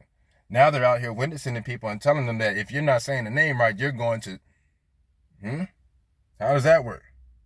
Or if you're saying the name, no, even with the Zeus thing, like we're going, I guess we hitting this today. Even with the Zeus thing, doesn't mean half man, half Zeus. Yes, it does. Because in that correlation, that was the only thing that they knew in their little minds that could correlate to the power that they saw. Obviously not knowing that that's not the guy, not the statue. They know that. They're looking at the man, you know? So it's like, even though that's what it breaks down to, that was a translation, because what happened at the Tower of Babel? The languages were scattered, right? So could they even speak Hebrew? You see what I'm saying? Because if they're allowed to speak Hebrew, would they speak Hebrew? You see, you really got to see the natural. You really got to see the natural to know the supernatural in the message of it. Because obviously, if everybody's scattered, we got to figure this stuff out. And it can't be over something like that breaks us apart. The love is bigger than that. The Messiah taught the people of many, many, many, many different places, many different races, many different languages, and was still able to relate. Still talked to the woman at the well. Still talked to the one with the issue of blood. Still saw little dude in the tree. Like, still he'll work with the Vatican do. Like you're known as character. You're known as character. And everything is based off of Alav Aktav. You can make whatever you want to in between there, but we are all those characters. That's your name. Yeah, little dude. Little dude from Cross Street, get over here, you know? Like, that's what this is. Like, we're just part of cleaning up the mess. Because we done made this messy. And it comes from a lot from power struggle. Yeah, Psalm 119, all the way through there. Like, it comes from a power struggle. Why do you want to have power over another person? Seems like that's what started all of this. You know? If you can't see, if Yah knows a person's heart, it knows exactly what they mean. Why would something coming out that mouth towards that one direction be going towards a different person? A different thing that's not even real, mind you. So therefore, again, what are you submitting yourself to? Now you done got caught up in that. Now you're more in that than that person is you're trying to talk about. The beam and the chaff. You know, it keeps going. It still keeps connecting. We got to keep it all together, because honestly, even for me to get here, I learned about this culture and everything like that from church. You know what I'm saying? So to bring it here, there's a lot of issues with it. But being able to see those people were still good people, and still decent people, helped me see, like, okay, there's a reason for this. They're not terrible people. They don't not get it because they're terrible people. It's just there's some things they need to hear that they haven't heard. They're ignorant of a thing. Not stupid, not silly, just not knowing of it right now. Right? Even to hate is to ignore. And what's ignoring? That's not having any type of the word in you. So therefore you make no sense. So therefore you can't be seen because you make no sense. That's ignoring. That's hate. You got to break these things down and realize that man put terminology on things. That's all it is. Because what language does y'all use outside of character? Character is for us in time. He's about action. He about that action. So I'm going to see if you about that action. I'm going to see what action's coming out, right? Now for the brothers and sisters that still want to go that way, then again on the other side, because there's two sides to the coin, sometimes they got to see that. You know, sometimes they might be meant to reach somebody that has that struggle, and that's going to spark something for them. But you're telling them it's wrong for the wrong reasons, though. It's just plainly wrong. Just not his name. That's all. That's all, because if it's written in Hebrew, that's not Hebraic. That's all. What's this principality, Sadducees, Pharisees? What's this? What we doing over here? Ain't that why everything got flipped up anyway? You know, it's like you got it. You got to realize this is life. You know, this is life. Like, it's life. Now I can really see, like, putting yourself in the shoes of the y'all reads the inner deliver. Exactly. Look at the 12 sons of Jacob. And all of them to the end repented. And remember, at one point, Abraham Abraham's bosom. Back then, over there, outside the eye. Now, Yahweh, Most High, Abba, Pops, Allah Atav, Abba Yah, Yahweh Haba, Yahweh Yahweh. Who we talking about? You know what I'm saying? It's the actions of time. That's what these characters come from. These characters come from actions in time. There's a beginning and there's an end. There's a alav, there's a tav to everything. Everything goes from the Father, the righteous house, to humility, to the door, etc., etc., etc., etc., etc., right? It all goes through that. That's everything. That is what it is. You know, back then in Kemet times, they were arguing about the God of the water, the God of the sun, the God of the ground, the God of the That's what he was talking about. He asked him. Moses asked Yah, what do I tell these people? Your name is. What you see. All right, that's me. Like that was that. He asked him. Not even that he told him to call him that. Or it would have been like that from the beginning, you know? This is the Gamal Dalat. This is the marching force, because to be in the marching force, you had to be one in line with the march. And if you're not one in line with the march, you're going to miss the mark. You know? You're going to be over here looking at these little pebbles on the side when you're a crystal. You're outside the stone. Why are you looking at the rocks? You want to throw one? You know? It's careful. He who was without sin cast the first stone. You know, do you really understand what's going on? That's what I mean by, do they study? Because if you study, you can tell who really studied. You can tell, even though I get exactly what my brothers and sisters are saying. Jesus is not his name. It's not. But I know who they talking about, fool. And that's not even calling him a fool, but it's foolish ways. That's in Psalms. That's not cursing anybody. Because cursing somebody, oh, we ready to get into it. Cursing is just not the word. If it's cursed, it doesn't have the word in it. Therefore, it's ignored. You see what I'm saying? Therefore, if it's ignored, it's hated.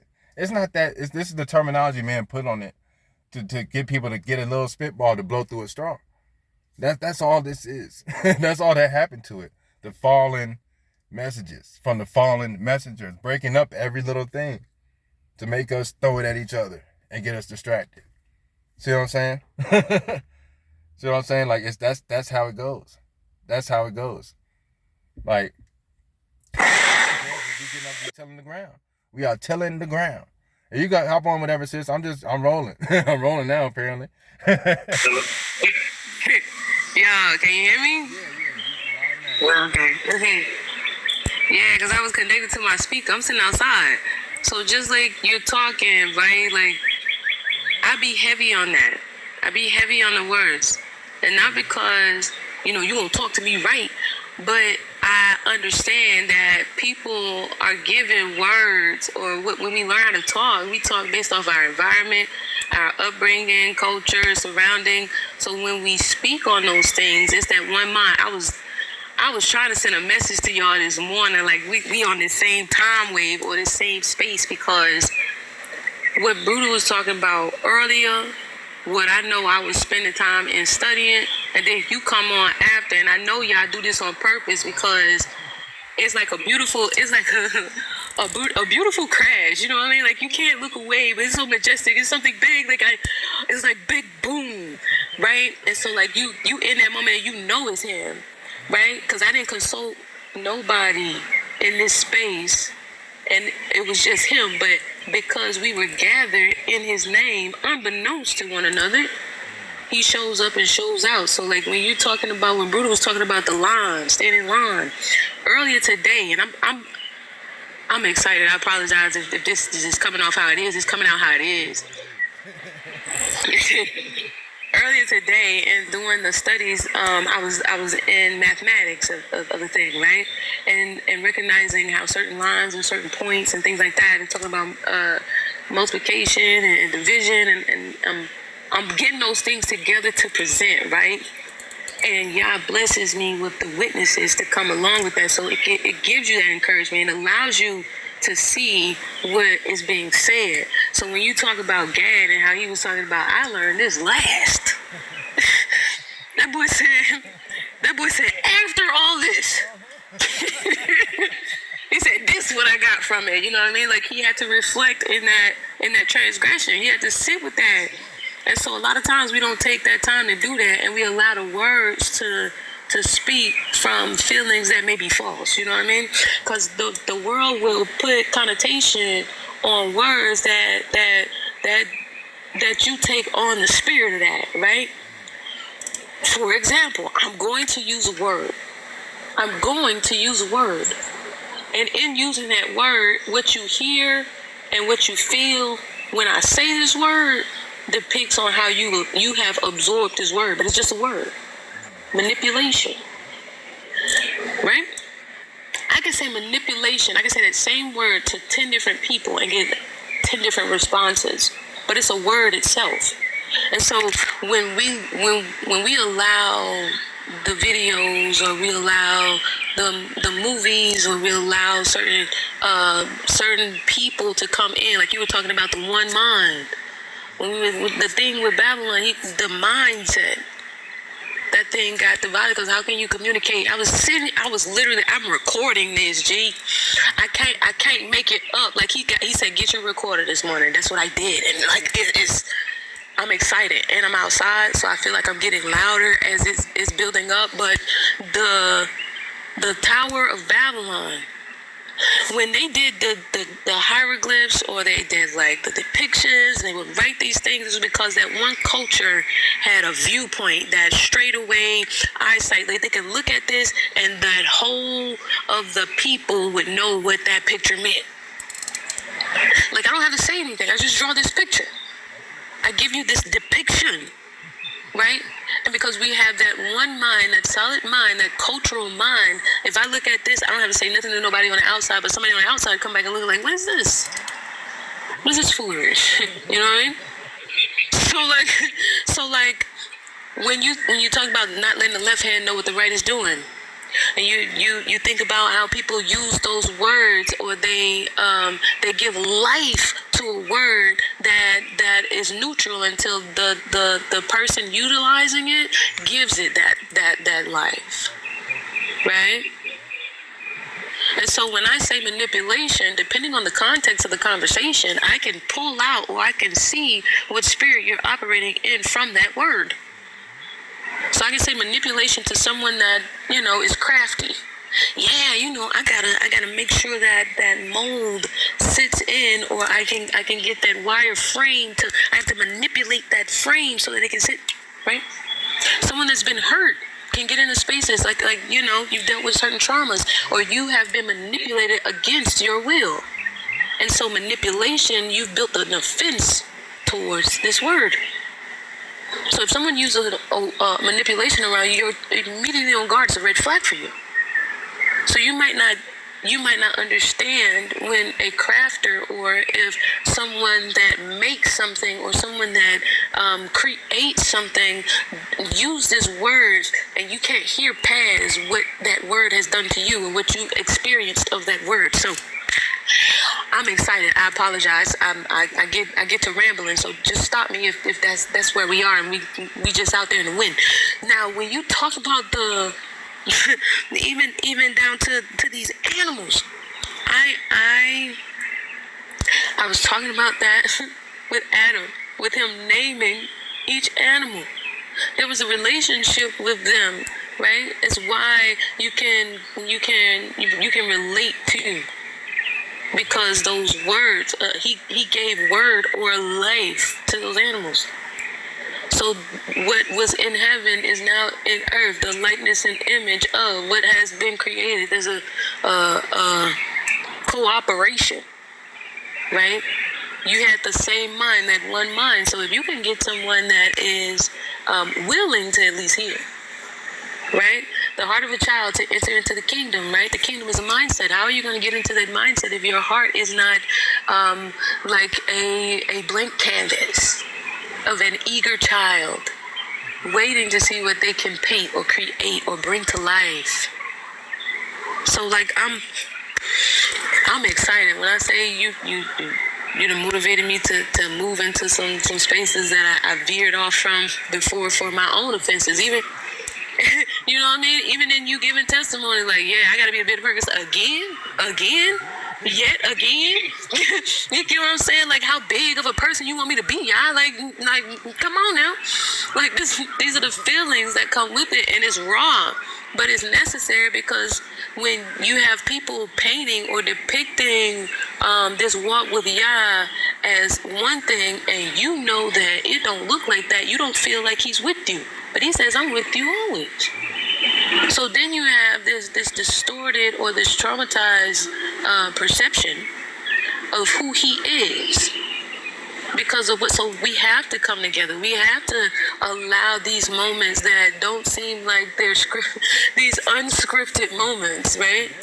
These unscripted moments solidify who he is in spirit. When you read, because I've been on it this morning, y'all.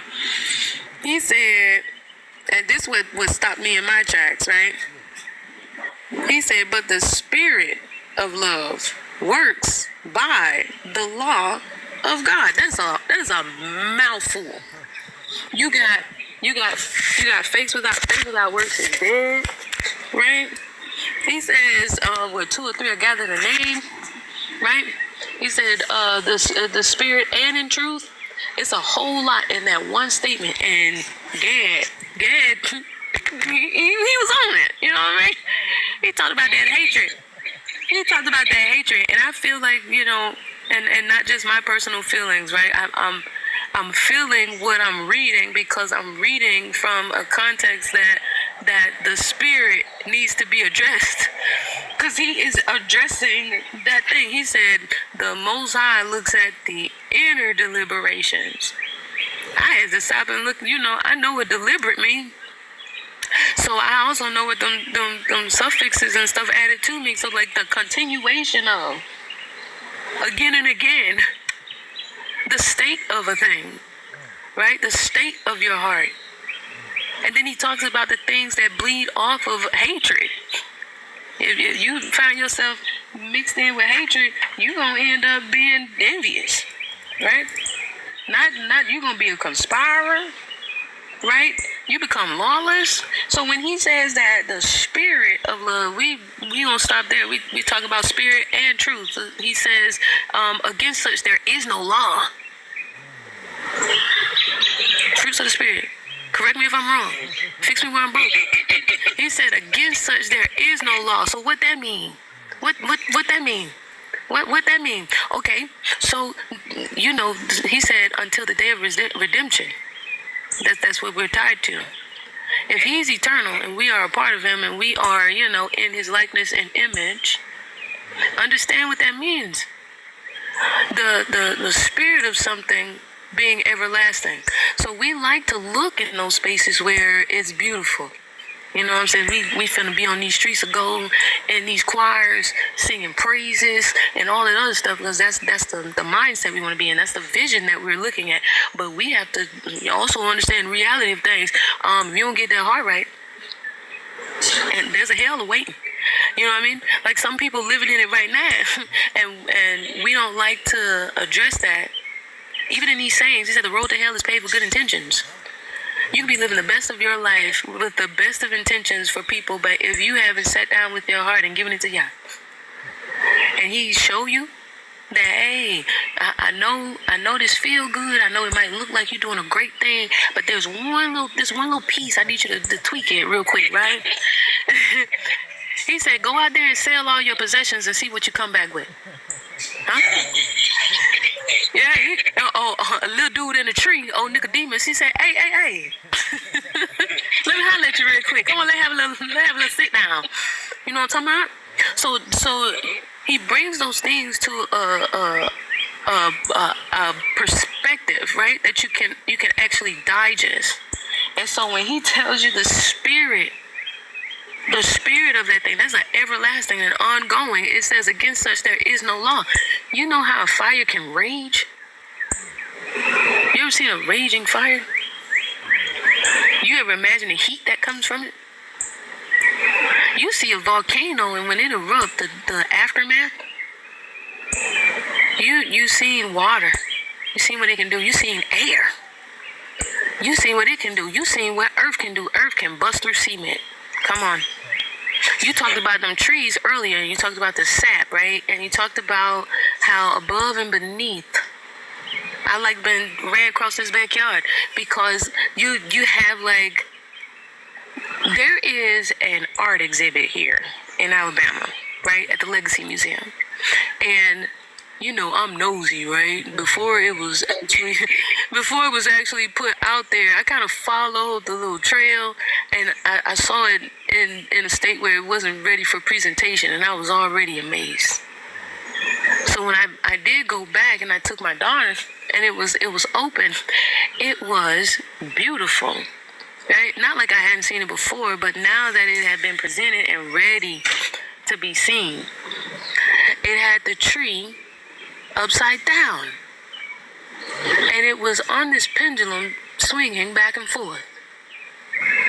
And the thing that stood out to me was, as above is beneath. We don't always get to see those things that are underground, just like you have been talking about these gems, and y'all saying that the treasure being buried in the earth, right? That treasure being buried in the earth, those things that are not seen are just as valuable as the things that are seen. So when you have someone that tells you, you know, facts over feelings, you know, we catching flight, not feelings, right? Those things that you're devaluing something that he placed inside of you to be precious. He tells you in scripture, I believe it's Timothy, where he talks about, he says that there's going to come a time when we lose natural affections for one another. What do you think that to be? I'll get back to this tree, right? So this tree, right? In this exhibit, the branches without the leaves look damn near identical to the roots of the tree. And the thing in the middle is solid. It's one solid conglomerate of all of these roots. And you talked about the thing that's being seen, that one way, that straight away, that tree. And he talks about having to be grafted into it. Y'all, hold on a minute, I apologize. What's up, little girl? Popsicle and watch Ryan's World. You get a popsicle? No Ryan's World. Alright. My bad. But you know how these trees or these branches, they have these reaching out points. And I recently found out, and I say recently, that's within these past few years, these last few years, right? That the trees not only get nutrients from being underground, but that's where they communicate. They communicate in the unseen. So we talking about these fires, and we talking about these natural things that take place, right? They say, hey, it's a fire about 100 miles from here. I'm going to give you some of my water because it's drying out over there, and I'm going to make sure that you're taken care of. You get what I'm saying? So like that, it is showing how vast of a reach you can have from one position. Just staying put. Your spectrum of influence, how far it can reach just by staying put. And then I thought about the mustard seed example.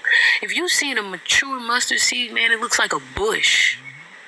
Like it spans out. Like you don't, I don't know, I guess from pictures that I've seen, you don't necessarily get to see that one little tree trunk versus seeing the mass expansion of the area it takes up. And so like I'm just all over these spaces right now, and I need to write or talk about it because I feel like I'm overflowing and I don't want to combust. So I'm a hush and let somebody else get in on this. You know what I mean? This right here, this is exactly what it is, because it's like Sis was talking about. It's a beautiful thing. It's a beautiful disaster this has turned out to be. Like, even with the trees and building the foundation, being rooted in that one place allows the branches to keep growing when different pieces of water hits it and the leaves and things of that nature, and like the just staying put. Like, a lot of that was encouraging. I'm sitting here listening live in action. Like, this is what this is. This is the refining place. in action and live action, because even with the manipulation and things of life, when just like sis was talking about the words and manipulation, you could think about that being a soft spot. When she was talking about that, I'm like, that's a soft spot for me, because I've been damaged in my life from manipulation. So as soon as I see the little inkling of a manipulation, I'm already ready. I'm 10 toes down. I'm over here overly irritated already, because why are you trying to do me like that? But that's the manipulation as well, because it's coming from a place that I was hurt. Feelings belong to y'all. Feelings are a thing that you got to have. Like, no feelings. Like, you're just stuffing away beautiful things that Yah has created. Vain, void is seeing no purpose in anything. And it's preventing manipulation. Like Gad and Napahatalay, like I was talking about, that combo right there that we're doing right here. You see what comes from this? You see, it prevents the manipulation. What was that manipulation that Rachel was talking about before? Judging yourself. I mean, that's exactly what y'all seen in this moment. Like, even with this, like, even when it's posted, like, look, it's going to be the whole thing. I was over here thinking, like, man, I'm going to cut this up. Nope. No. Because what you're hiding, this is part of it, being willing to show people, like, hey, these, like don't talk down about your boy, but I ain't nobody. I'm somebody in y'all for sure, but, we are people. This family, that's my sister, that's my brother, that's my other sister, my other brother. It's all about peace. That proper preparation. Like, how do you wake up? One thing I challenge you: don't go to sleep in your anger. That's one of the first things. Like, gotta keep going. Gotta keep going. Let's see. We're gonna get back to those trees too. What are we talking about? Yeah, the resin. Yep, the top. Oh yeah, with the top and the bottom being just like the top with the roots and the branches. So with this sap is coming from a place that they communicate from. Sis was talking about that. Boom, bam. That's what they sparked my mind too, because she was like talking about how, underground is how to communicate. So when the storms come in, there's big fires, whatever like that, forest fires, you'll see the animals get to run off, right? Why is that? Because they can actually communicate with the trees. They can feel the little minute vibrations and things like that. But this sap that takes, mind you, millions and millions of years to turn into a gem of amber, it comes from a place that's rooted from a place of communication, from pure communication. So how, like, don't turn this into gold, but it's like, how golden is that? How precious is that to see something that comes out that took so long, and then to be there for so long, and to stay there so long for millions and millions of years, to turn into this gem of amber, to turn into a reflection of passion and joy that didn't turn into that orange jumpsuit. You see? Like, it comes all together. Like, this is great. So this caused the resin to thicken and harden into a substance. Oh yeah, let's start that over. This is the entombment and hardening portion of things. So this is because the resin was so sticky, it frequently trapped fragments of the surrounding ecosystem of life, right? Such as leaves, bark, pollen, those things that pollinate and germinate and plant seed to have things come from it, and even small insects, as the resin sat exposed to the air and sunlight. Like, it covered to take place, to cover you. It's gonna be like, I'll take all this, because I already know the ingredients. I already know I came from down bottom. I'm from the trenches. I already know. You just go ahead and heal up. I'm gonna stand right here and cover you up, make sure everything good. That's Gad. That reversing manipulation. I think that's more so the series between Dan, Napahatalay, and Gad. Right? The reversing of manipulation, going from one to literally Gad, Dalat, one door to the other door, coming out that full sequence of things before we go to the next one. So next week, nope, Yah says things for reasons. It won't even contradict what we're saying today, right? But it's so great to really sit here and, like, get to this point by being rooted, right? Being stuck to the track, keeping everything in line, in order, right? Letting spirit speak to bring out things. Like, I'm excited about what sis got going on, because, like, I'll even sit here and listen to sis and I'll be like, man, I didn't even get none of that. But instead of being like, well, I don't need to be talking no more. No, it's just everybody gets different parts of the spirit, and we got to speak. We've got to illuminate these things. So again, this ain't just a thing for us to teach people, but it teaches ourselves and lets us be the example, so that way they can see the action, because that's what people see. That's what people judge, action. I'll act a certain way on that part. I'll act a certain way, and I'll get what people are saying, the intent of what they're saying. But they were like, "Are you Muslim?" I was like, "No, but those are my brothers, the righteous ones." But I would get that based off my action. So what does that tell me about the action they've seen from their brothers, from people like that? They must be righteous people. So let's take that to the order of Melchizedek, Malachi Zadok, for feminine and masculine energy of ruling, right? Let's keep all that together while we Gamal Dalat, while we one band, one sound, while we get to cleaning up this mess out here, being that marching force, not being swayed by any minute word, because they ain't got nothing on us. You know what I'm saying? Like, not to be able to be held back from that, because now you get to a point where you don't even want to go over there. That's why that sap from that amber that's forming, and that amber goes into many places. So take that nugget and jump in with this information of amber, and go to Ezekiel, go to all these places that talks about amber, and see what it says to you now. That's what we do, because that message comes out and gets to some other place that we ain't even. That's how these messages come about, honestly. Like, there's a jewel. Like, I'll take something and something will stand out, just like Sis, she was talking about, and I'll take that and magnify the mess out of that. Pun intended. Magnify the mess out of that and get to the righteous parts of it. Right? Yeah, come on now. we getting it together. That's all this is. I'll sit here and I've finally gotten to the point where I will play back some of these. Because at first I'm like, I'm listening to it to pick over it. Big Bruder got on me about that already. I'll listen to pick over it. I'm pulling that Rachel. I'm judging myself. Then I come out with that Dan. Now I'm, in my back of my mind, I'm judging my brothers that's out here doing the thing. Not saying that I've never done that.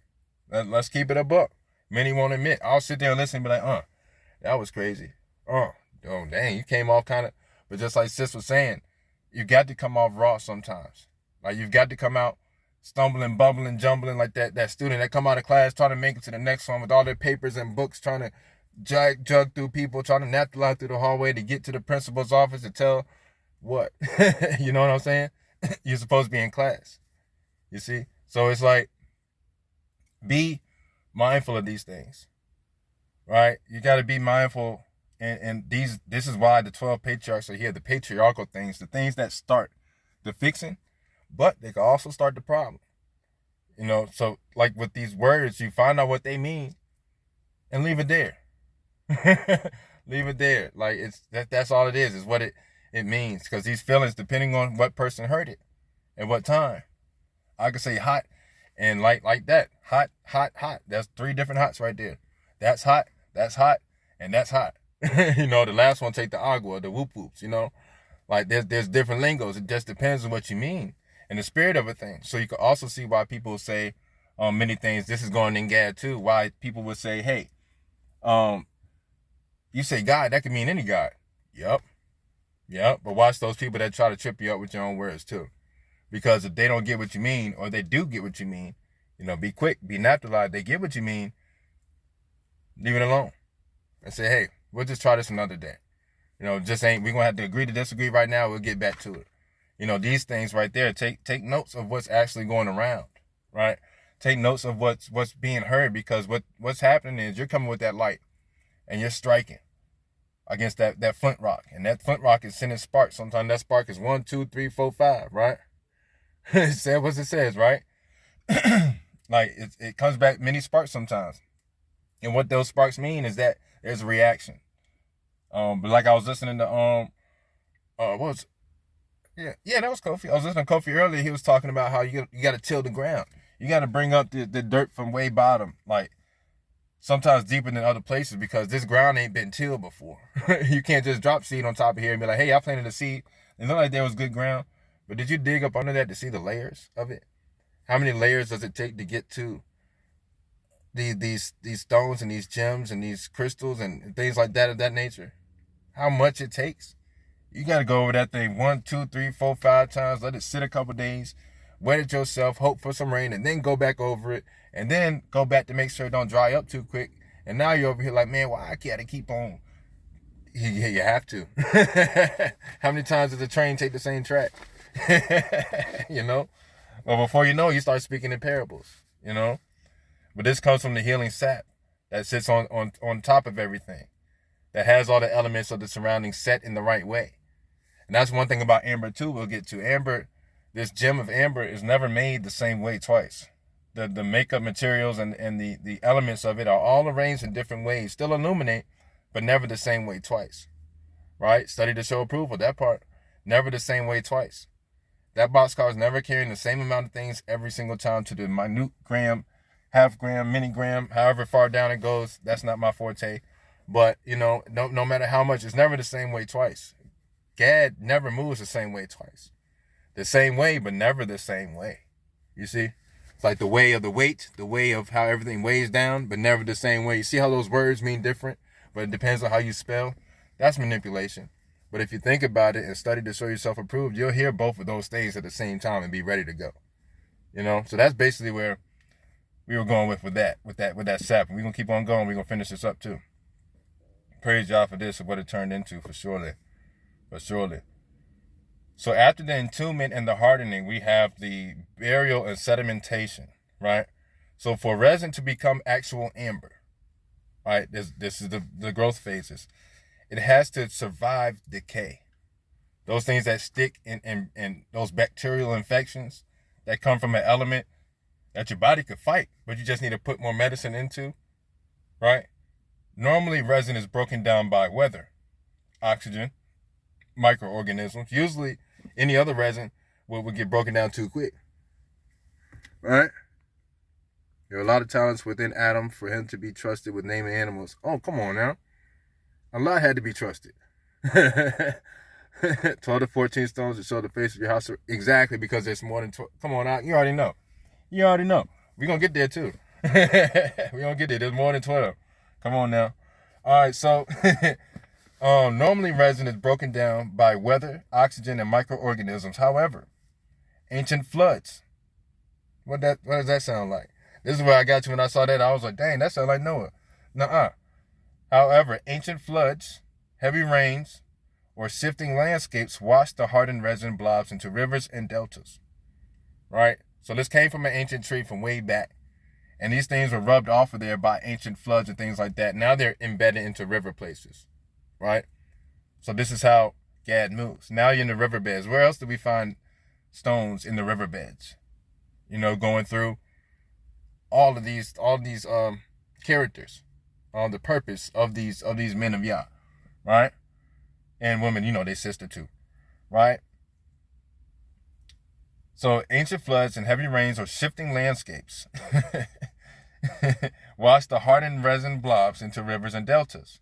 They were quickly buried deep underground or underwater, completely shielded from oxygen and decay. So completely shielded from anything else that would change its processing time, change its element, change its being.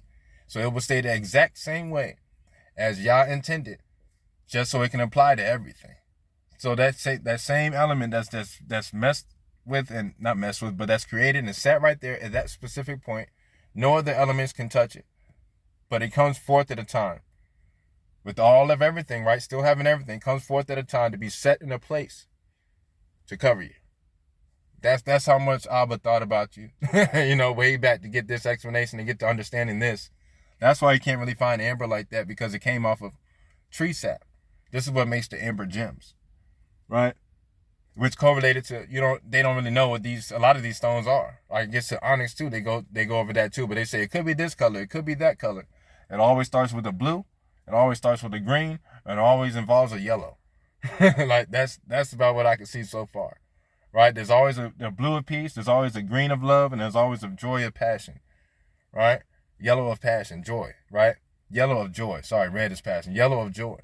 That's what I see in all of these. They can say, well, it has all this. Well, all stones have that. They all have the same colors. At different times, different things are reflected in these gems. So when we're talking about them, we're talking about what's reflected in these times of these gems, right? That's what we're talking about. So number 4, it says heat, pressure, and polymerization. Once buried beneath thick layers of sand, clay, and sediment, the resin was subjected to intense geological pressure. So underneath the sand, between the sea and the land, those minute, small grains of things, right? Clay, here's the part of we are the, right? And sediment are in the waters that compacted to bring land, right? The resin was subjected to intense geological pressure from things sitting on it, right? Away from every other element. And gradually increasing underground temperature. So it's just being constantly heated, constantly refined, right? Over millions of years, these conditions triggered a chemical reaction called polymerization. Sis was going over that too. That's not there in the mind right now, but there was something great there. During the process, the small, unstable molecules inside the resin fused together into complex, intertwined chains. That sounds like DNA, right? The Yah-He, Vav-He, the 10-5-6-5. That sounds like DNA right there. So let's read that last part. During this process, the small, unstable molecules inside the resin fuse together into complexes, intertwined chains, right? Pressure, heat, what's that? Time. Time is pressure plus heat, right? Heated pressure.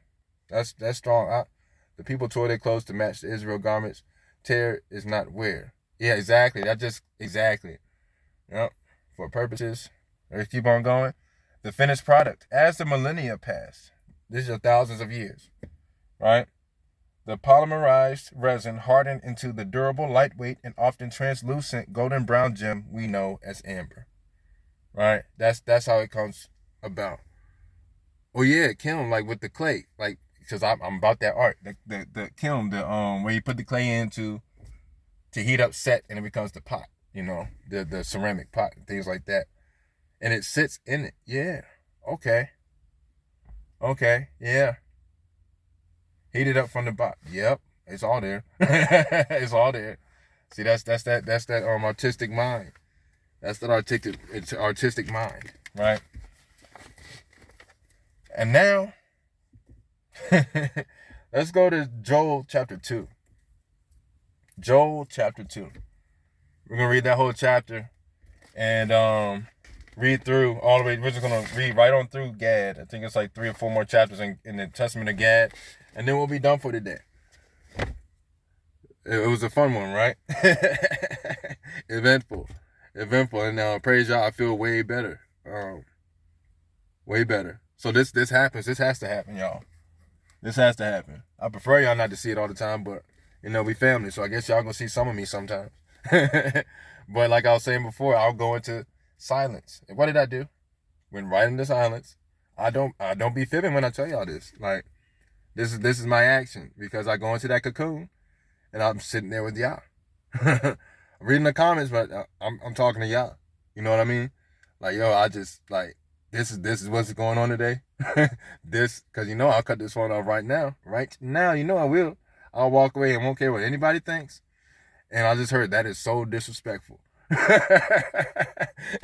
Like, I was like, yo, I don't think, this is the comedy in my mind. Like, that's so disrespectful, But this is what happens. This is what needs to happen, yo. So let this be some encouragement, y'all. Let this be some encouragement. Like, we family. The cocoon is real. Exactly. Yes, sir. Many must love and respect. And like, even for, like I said, it won't nothing on you, but the spirit starts and the spirit sparks and the spirit brings it all back to here. So even when things, like in the grand scheme of things, somebody might feel bad about something. That's a great example. Somebody might, not saying Ak is, but somebody might be like, see, if that name or that never, no, never that. It's never that. It's divine timing and divine timing. That's it. We just saw a place that was already there in the future. We just met there in time, right? There's a place where you had to come and sit and sit in the kiln, like the 3 Hebrew boys, right? And come out unscathed. But don't trip about the heat, because if you trip about the heat, you'll get burnt up, just like Abraham and his brother. Y'all read that in Jasher. You talked about that too. Haran. Right? I believe. Yeah, I believe it was Haran. I'm telling you. Like, it was like, all right, that's enough now. Get up out there. I'm like, yeah, but I won't die. Yes, you will. Hit that button. Get off the unmute. Yep. Pick up that book. Yep. Drop the pen. Don't do that. Don't even pay attention to that. You're going to go here. All right. And then what? Quiet. Quiet. Crickets. Like, that's what we going through right now. Oh, just imagining Moses, yo. Like, I can't even imagine. We still going to Joel chapter 2, but I can't even imagine Moses. Like, I feel, bro. I feel, bro. Bro's like, I can't even talk right. Like, you read in Jasher, he was burnt by the coal on his tongue. So he slurred some of his words. He stuttered a little bit because he couldn't feel the tip of his tongue. Right? So it was kind of hard for him to talk, stuff like that. And he's like, hey, well, I don't even know what to say. He's like, well, your brother's Aaron is already ready for you. And Aaron just told him what he told Aaron. You see what I'm saying? So it's like the Levite told Moses what Moses would tell the Levite when they went in front of Pharaoh. You know what I'm saying? So it's like this this is communication. This is Gamal Dalat. Right? This is inspection. This is refining. Yeah, all praises. Something again. Yeah, all praises. We'll see. And I'm off Monday too. Also as well. So we'll see. Excited for that. That's a random free day too. Moses was kind of like the man at the pool of Bethesda. Right?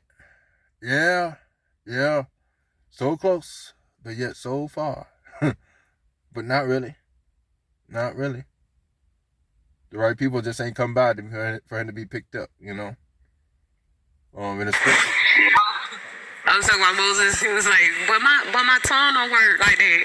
And then I ain't had been over there in a long time.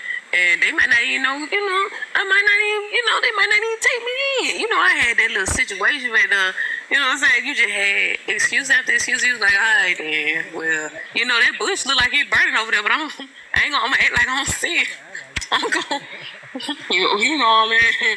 That's the space that my brain went in. Don't mind me. I get silly sometimes. No, I needed that. Because, that last little situation, bro. You talking about what happened back there, right? I ain't doing nothing that crazy now, but he's like, hey, what happened back there? Yeah, He try to, right? I'm telling you, these things are real. These things are real. But let's go to Joel. Joel chapter 2, right? And we look at Joel, we could go ahead and go Hebrew character real quick. Ya'al, right? That's it. Ya'al, Alav, Lamed. All like Alahayim. So the righteous direction coming together. The righteous direction of Yah coming together. We could break that down individually with some Vav. Alav, Lamed.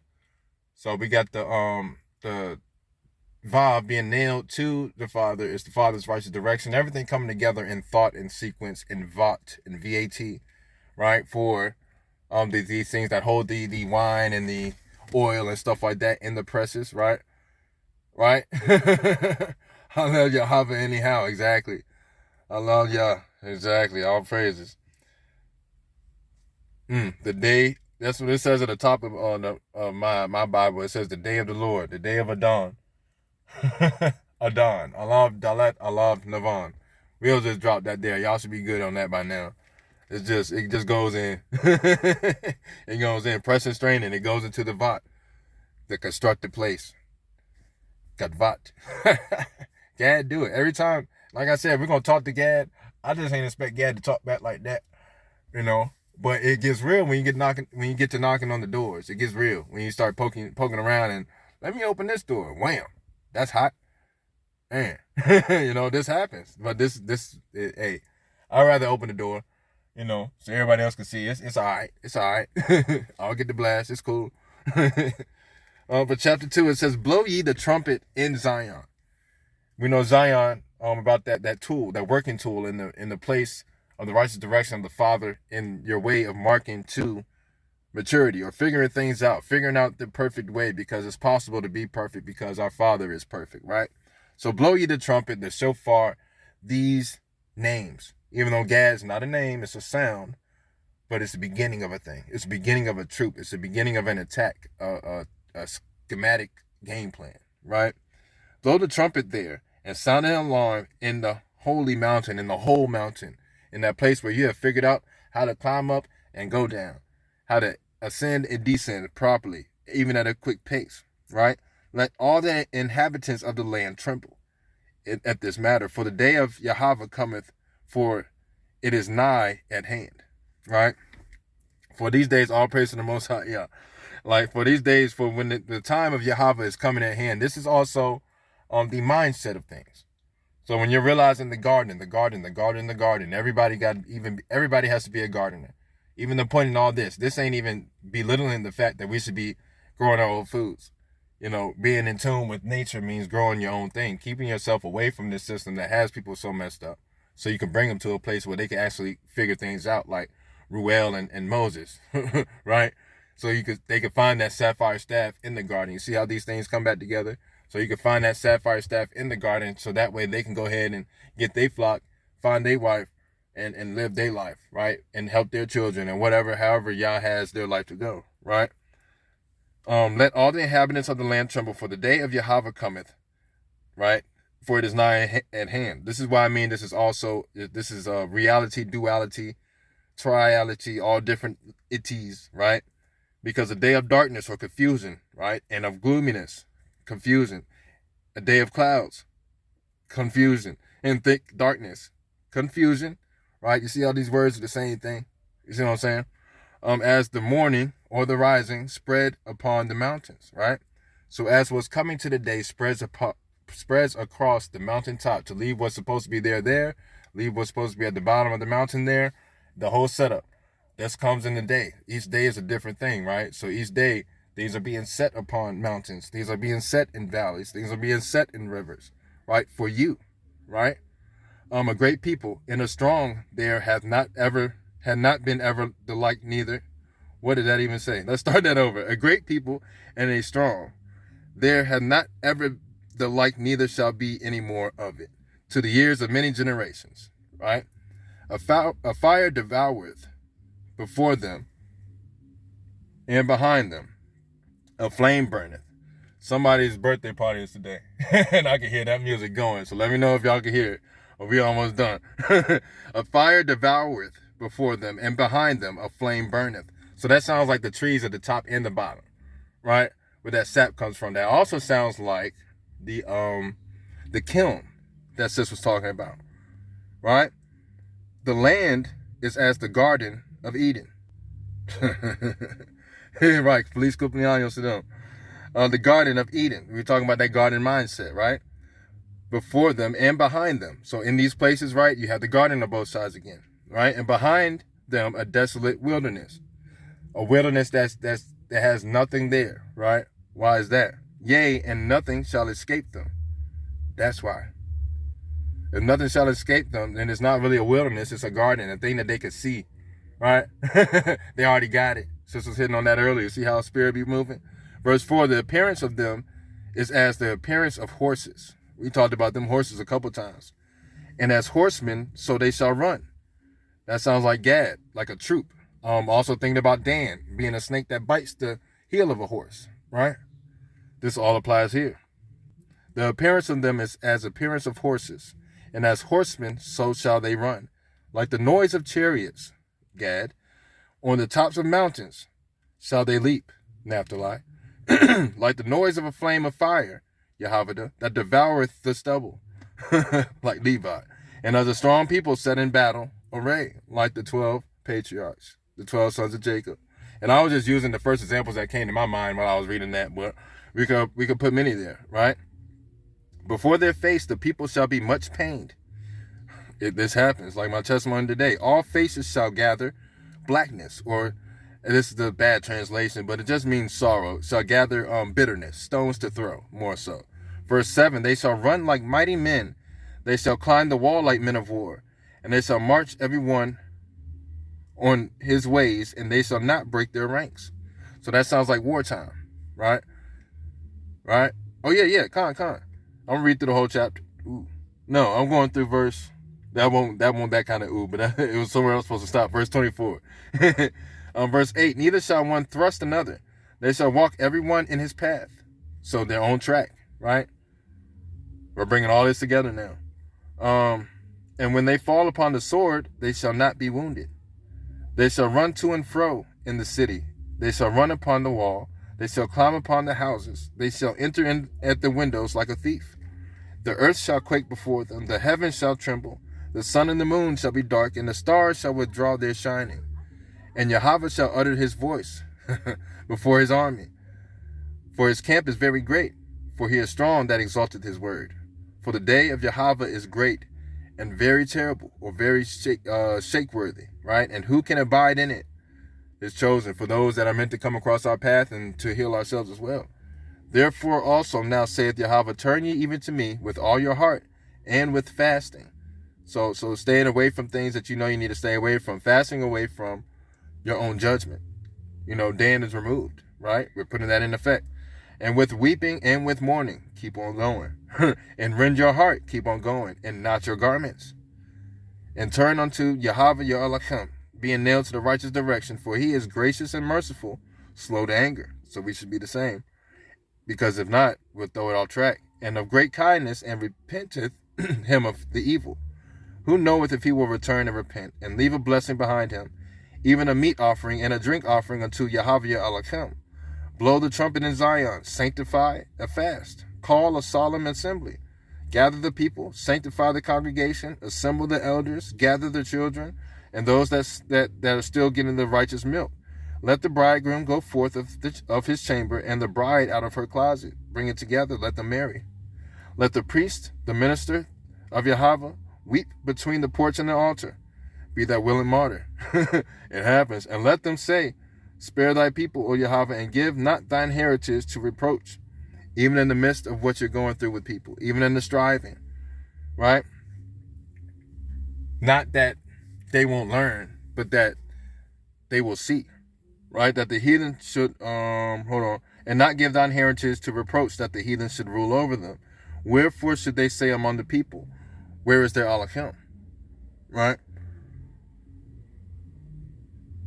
Where's your righteous direction? Not just, where's that direction you thought you were following, but where is your righteous direction? Why are you out here looking like this? Excuse me. Right? Then will Jehovah be jealous for his land, and pity his people. Yea, Jehovah will answer and say unto his people, behold, I will send you corn, and wine, and oil. This is a translation from grain or wheat. So when you see corn, that's grain or wheat. So he said, I will send you corn or grain and wheat, or a separation of wheat and tare, right? I know somebody caught that. And wine and oil. So these are things of currency, right? These are temple offerings. These are foundation of our diet, right? This is what he will give you. Ye shall be satisfied therewith, right? And I will no more make you a reproach among the heathen. But I will remove far off from you the northern army, and will drive him into a land barren and desolate, with his face toward the east sea. Eyes to the east. That's refining. And his hinder part, remember the hind we were talking about in Naphtali, right? And his hinder part, the part that's supposed to be doing that, to the toward the utmost sea, and his stink shall come up. We're talking about the smell of a thing, right? And his ill savor shall come up, because he hath done great things. This is supposed to happen, but don't be ashamed of this. Keep going. According to the ruler's righteous rule. Exactly. That's the judgment. That's the judgment. I'm on. Fear not, O land. Be glad and rejoice, for Jehovah will do great things. Verse 22. Be not afraid, ye beasts of the field, for the pastures of the wilderness do spring. For the tree beareth her fruit, and the fig tree and the vine do yield their strength. And that's before you even get to your house fire and the fig tree. So y'all know about that. That goes even way deeper. But yes, don't be afraid, ye beasts of the field, because the fowl of the air, the beasts of the field, the fish of the sea, it's like the thoughts of the mind, the passion of the heart, and the way we walk, what we walk on, right? That's what it's talking about. So be not afraid, ye beasts of the field, for the pastures of the wilderness do spring. You will find nourishment there if you happen to look around and say, man, this is a thick part of the garden. It's for a reason, right? Yeah, the beasts of the field, for the pastures of the wilderness do spring. For the tree beareth her fruit, and the fig tree, the vine, do yield their strength. Be glad then, ye children of Zion, and rejoice in Jehovah your Elohim, for he hath given you the former rain moderately. Because when it rains, it pushes things from the ground up for things to eat. You know? Salah. And he will cause to come down for you the rain, the former rain and the latter rain, in the first month. Right? Or in the first. And the floors shall be full of wheat, and the vats, remember we were talking about that, shall overflow with wine and oil. So you'll see their vat again.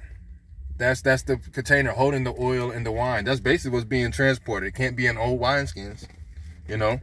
That's what's being transported. And vat. We have Gad in front of that. So in front of that constructive place, he's going to that constructive bin to not dispose, but to disperse properly the word of Yah in due time. In due time, because humility comes first before that door. Humility is time. Humility is pressure in time. You know, spring is the first of the year. Exactly. So, spring forth. We could throw that back in there too. Great catch, Op. Great catch. Yep.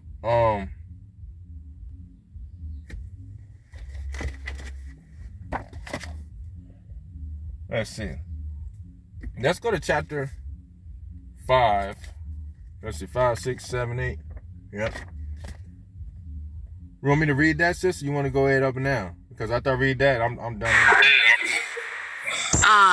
I'm gonna try to be quick, but you be saying stuff and it be making more stuff come up because the thing that I was holding on to bring up was the very beginning, the very first verse when you talked about trumpet. I'm gonna go to that, but because that's been around longer, it's stuck a little longer. I'm gonna go to what's been fresh. You just said, right, when you read about the former rain and the latter rain, that hit me because when you said it, you talked about the waters from underneath the previous rains.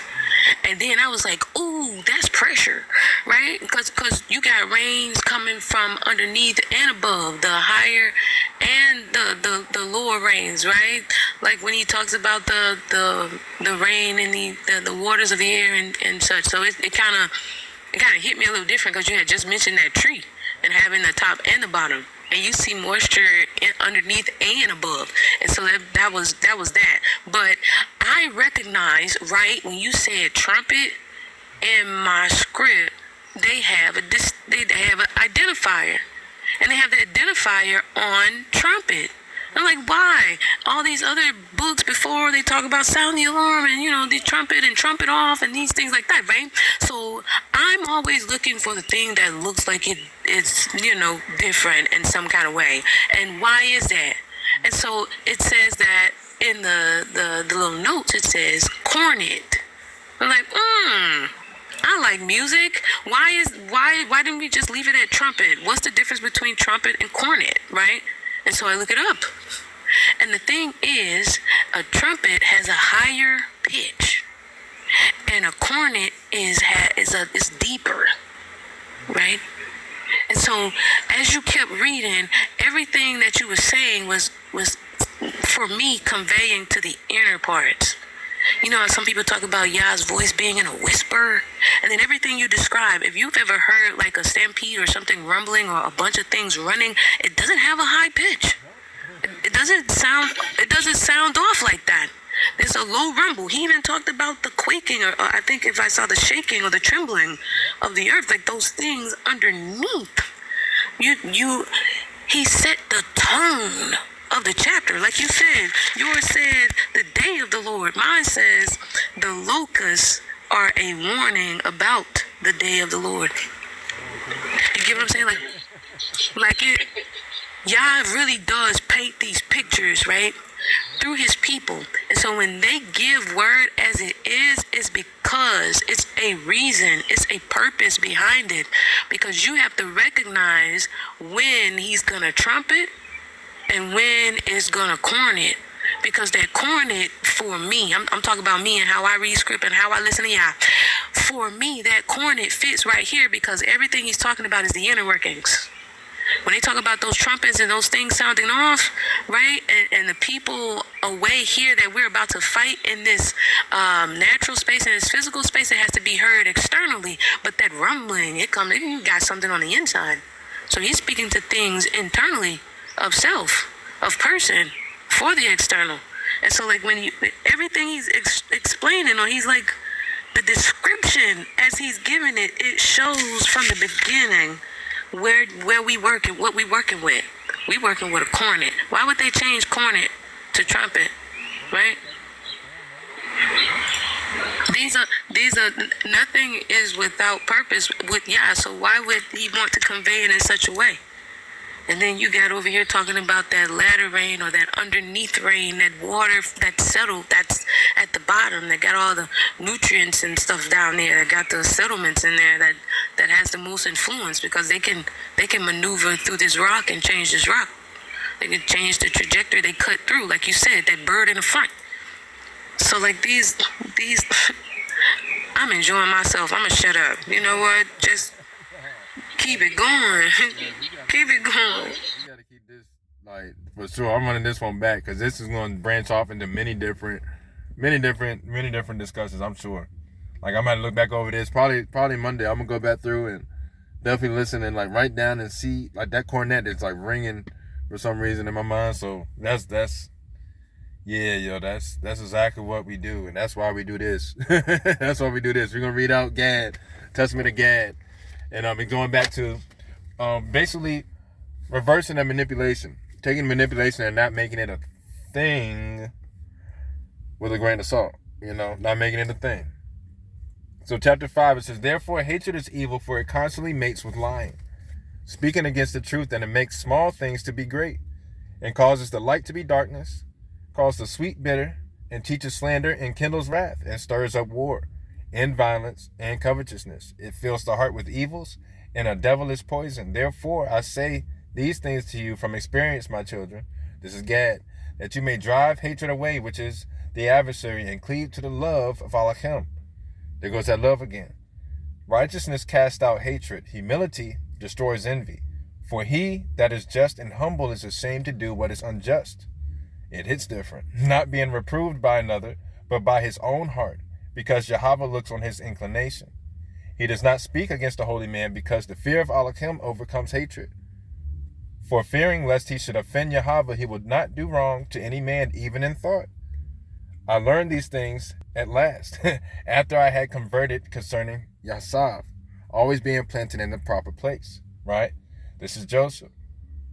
"For true or complete conversion after a righteous sort destroys ignorance and drives away all darkness and enlightens the eyes and gives knowledge to the soul and leads the mind to salvation," not just for you, but for them. Not just for them, but for you. This is for both of y'all in that situation, because there's a part of salvation that needs to be gotten to in that time for both ends.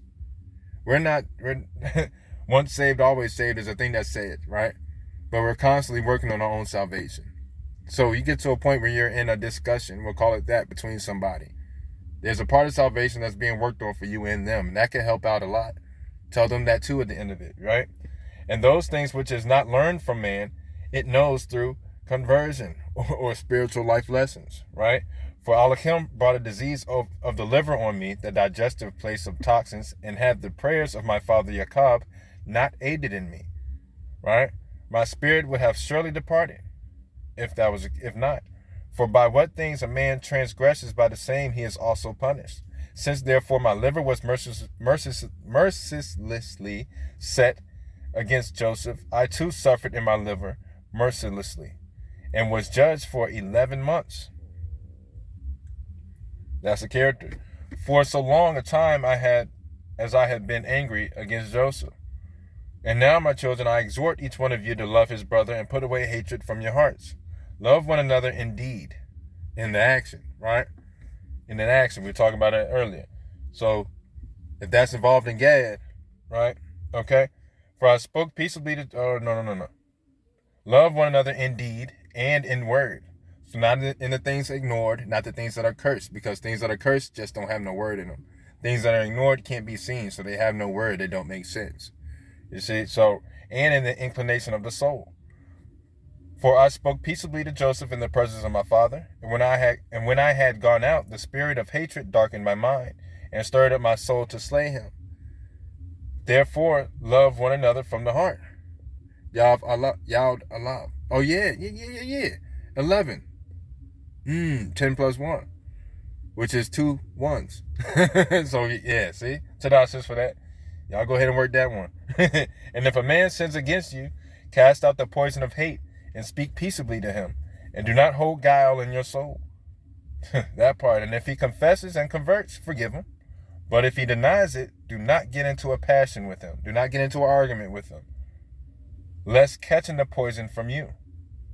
It's because you should know better, right? He takes to swearing, and so you sin doubtly. Do not let another man hear your secrets when he's engaged in legal strife, lest he comes to hate you and becomes your enemy and commits a great sin against you. For oftentimes he addresses you cunningly, or busies himself concerning you with wicked intent, always trying to come at you to get you wrong, always coming at you for some reason. It's the fallen spirit. It's not them. It's the fallen spirit. That's all. For he, when we are righteously correct, and if not, there's still a better way to come about it. You know, so still it still tells where that person is coming from, right? Verse 6, and though he denies it and yet has a sense of shame when reproved, give over reproving him. For he who denies may convert, so as not to wrong you again. If you deny that man that, he might have a chance to convert, but if you go tit for tat with him, you're just making it worse, right? Yes, he may also honor you and be at peace with you. Verse 8, and if he is shameless and persists in his wrongdoing, even so, forgive him from the heart, and leave the avenging to all of him. If a man prospers more than you, do not be vexed, but also pray for him, that he may have perfect prosperity, for so it is expedient for you. And if he is further exalted, do not be envious of him, remembering that all flesh will die, and offer praise to Allah, who gives righteous and profitable things to all men. Seek out the judgments of Yahweh, and your mind will rest and be at peace. At peace. And though a man becomes rich by evil, means even as Esau, the brother of my father, do not be jealous, but wait for the end from Yahweh. For if he takes away from man wealth gotten by evil means, he forgives him if he converts. But the unconverted is reserved for continuous punishment with that thing. For the poor man, if free from envy, pleases Yahweh in all things. He is blessed beyond all men, because he does not have the travail of vain men that see no purpose. Therefore put away jealousy from your souls, and love one another with uprightness of heart. Therefore tell these things to your children, that they may honor Judah and Levi, for Yahweh will raise up salvation to Israel from them. So the head of peace, bringing yourself back to peace, comes from Yahweh and Levi. Basically, from the actions of going through where we went through Judah and went through Levi, it brings you back to sense, which is Israel. Israel being the head of peace, or that place that's supposed to be the head of peace. Again, not going into the words too deep, but that place where you're supposed to be one in tune with the Most High, right? Even from the beginning, there was an exaltation, there was a reverence, there was a respect for the Most High. What did he tell Adam to call him? Right? We think about that again. There's crickets right there, right? So there's an authority thing here. That's the important part. Giving authority through the magnification of what surrounds the colors, what surrounds the rainbows, like we read in Ezekiel, I believe. No, that was Revelation 4. The emerald that goes outside of the rainbow, right? It's for reflection. Exactly. That part. Like that's why you need Yahweh and Levi, that sapphire, right? That's what brings you back to there. That's the meaning behind it. When you go more deeper than that, we went over that already. You're gonna end up falling. Long story short, you're gonna end up falling. It's gonna be frustrated, and you're gonna tumble back and forth with things, fight back and forth with things. These things happen, but if you concentrate on the right direction, you will get there.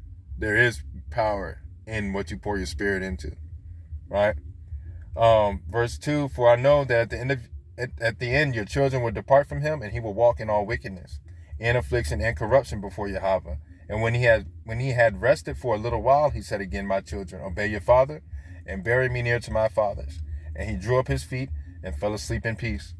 And after 5 years they carried him up to Hebron, and laid him with his fathers. And that was testament of Gad. Man, Gad be stirring. Gad done stirred up a lot today. Gad done took us through there today.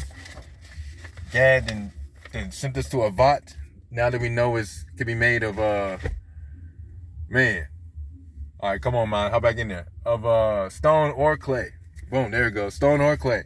I'm telling you, once that spirit starts coming off, not coming off, but once you start, y'all know what I'm talking about. It's different. But Yes, that stone surrounding the crystals, right? And those crystals or gems, as it's seen, just like the amber we saw earlier. And then the clay, what is molded, right? These are the vats. Gadvat is where Gad came from. Gadvat meaning a band, an attack, a troop, which was seen in Genesis where it was talked about and described, right? So Gadvat is the going to of the way, of the track. That's what this is. And the Vat is a place where these things are held, right? Going to that constructive place. That's what that is. That's the train. That's the wheel. This is the way. This is the way for my Mandalorian fans. For this is the way. I'm on. We got anything else? Anybody got anything? I'm about to cut the recording here.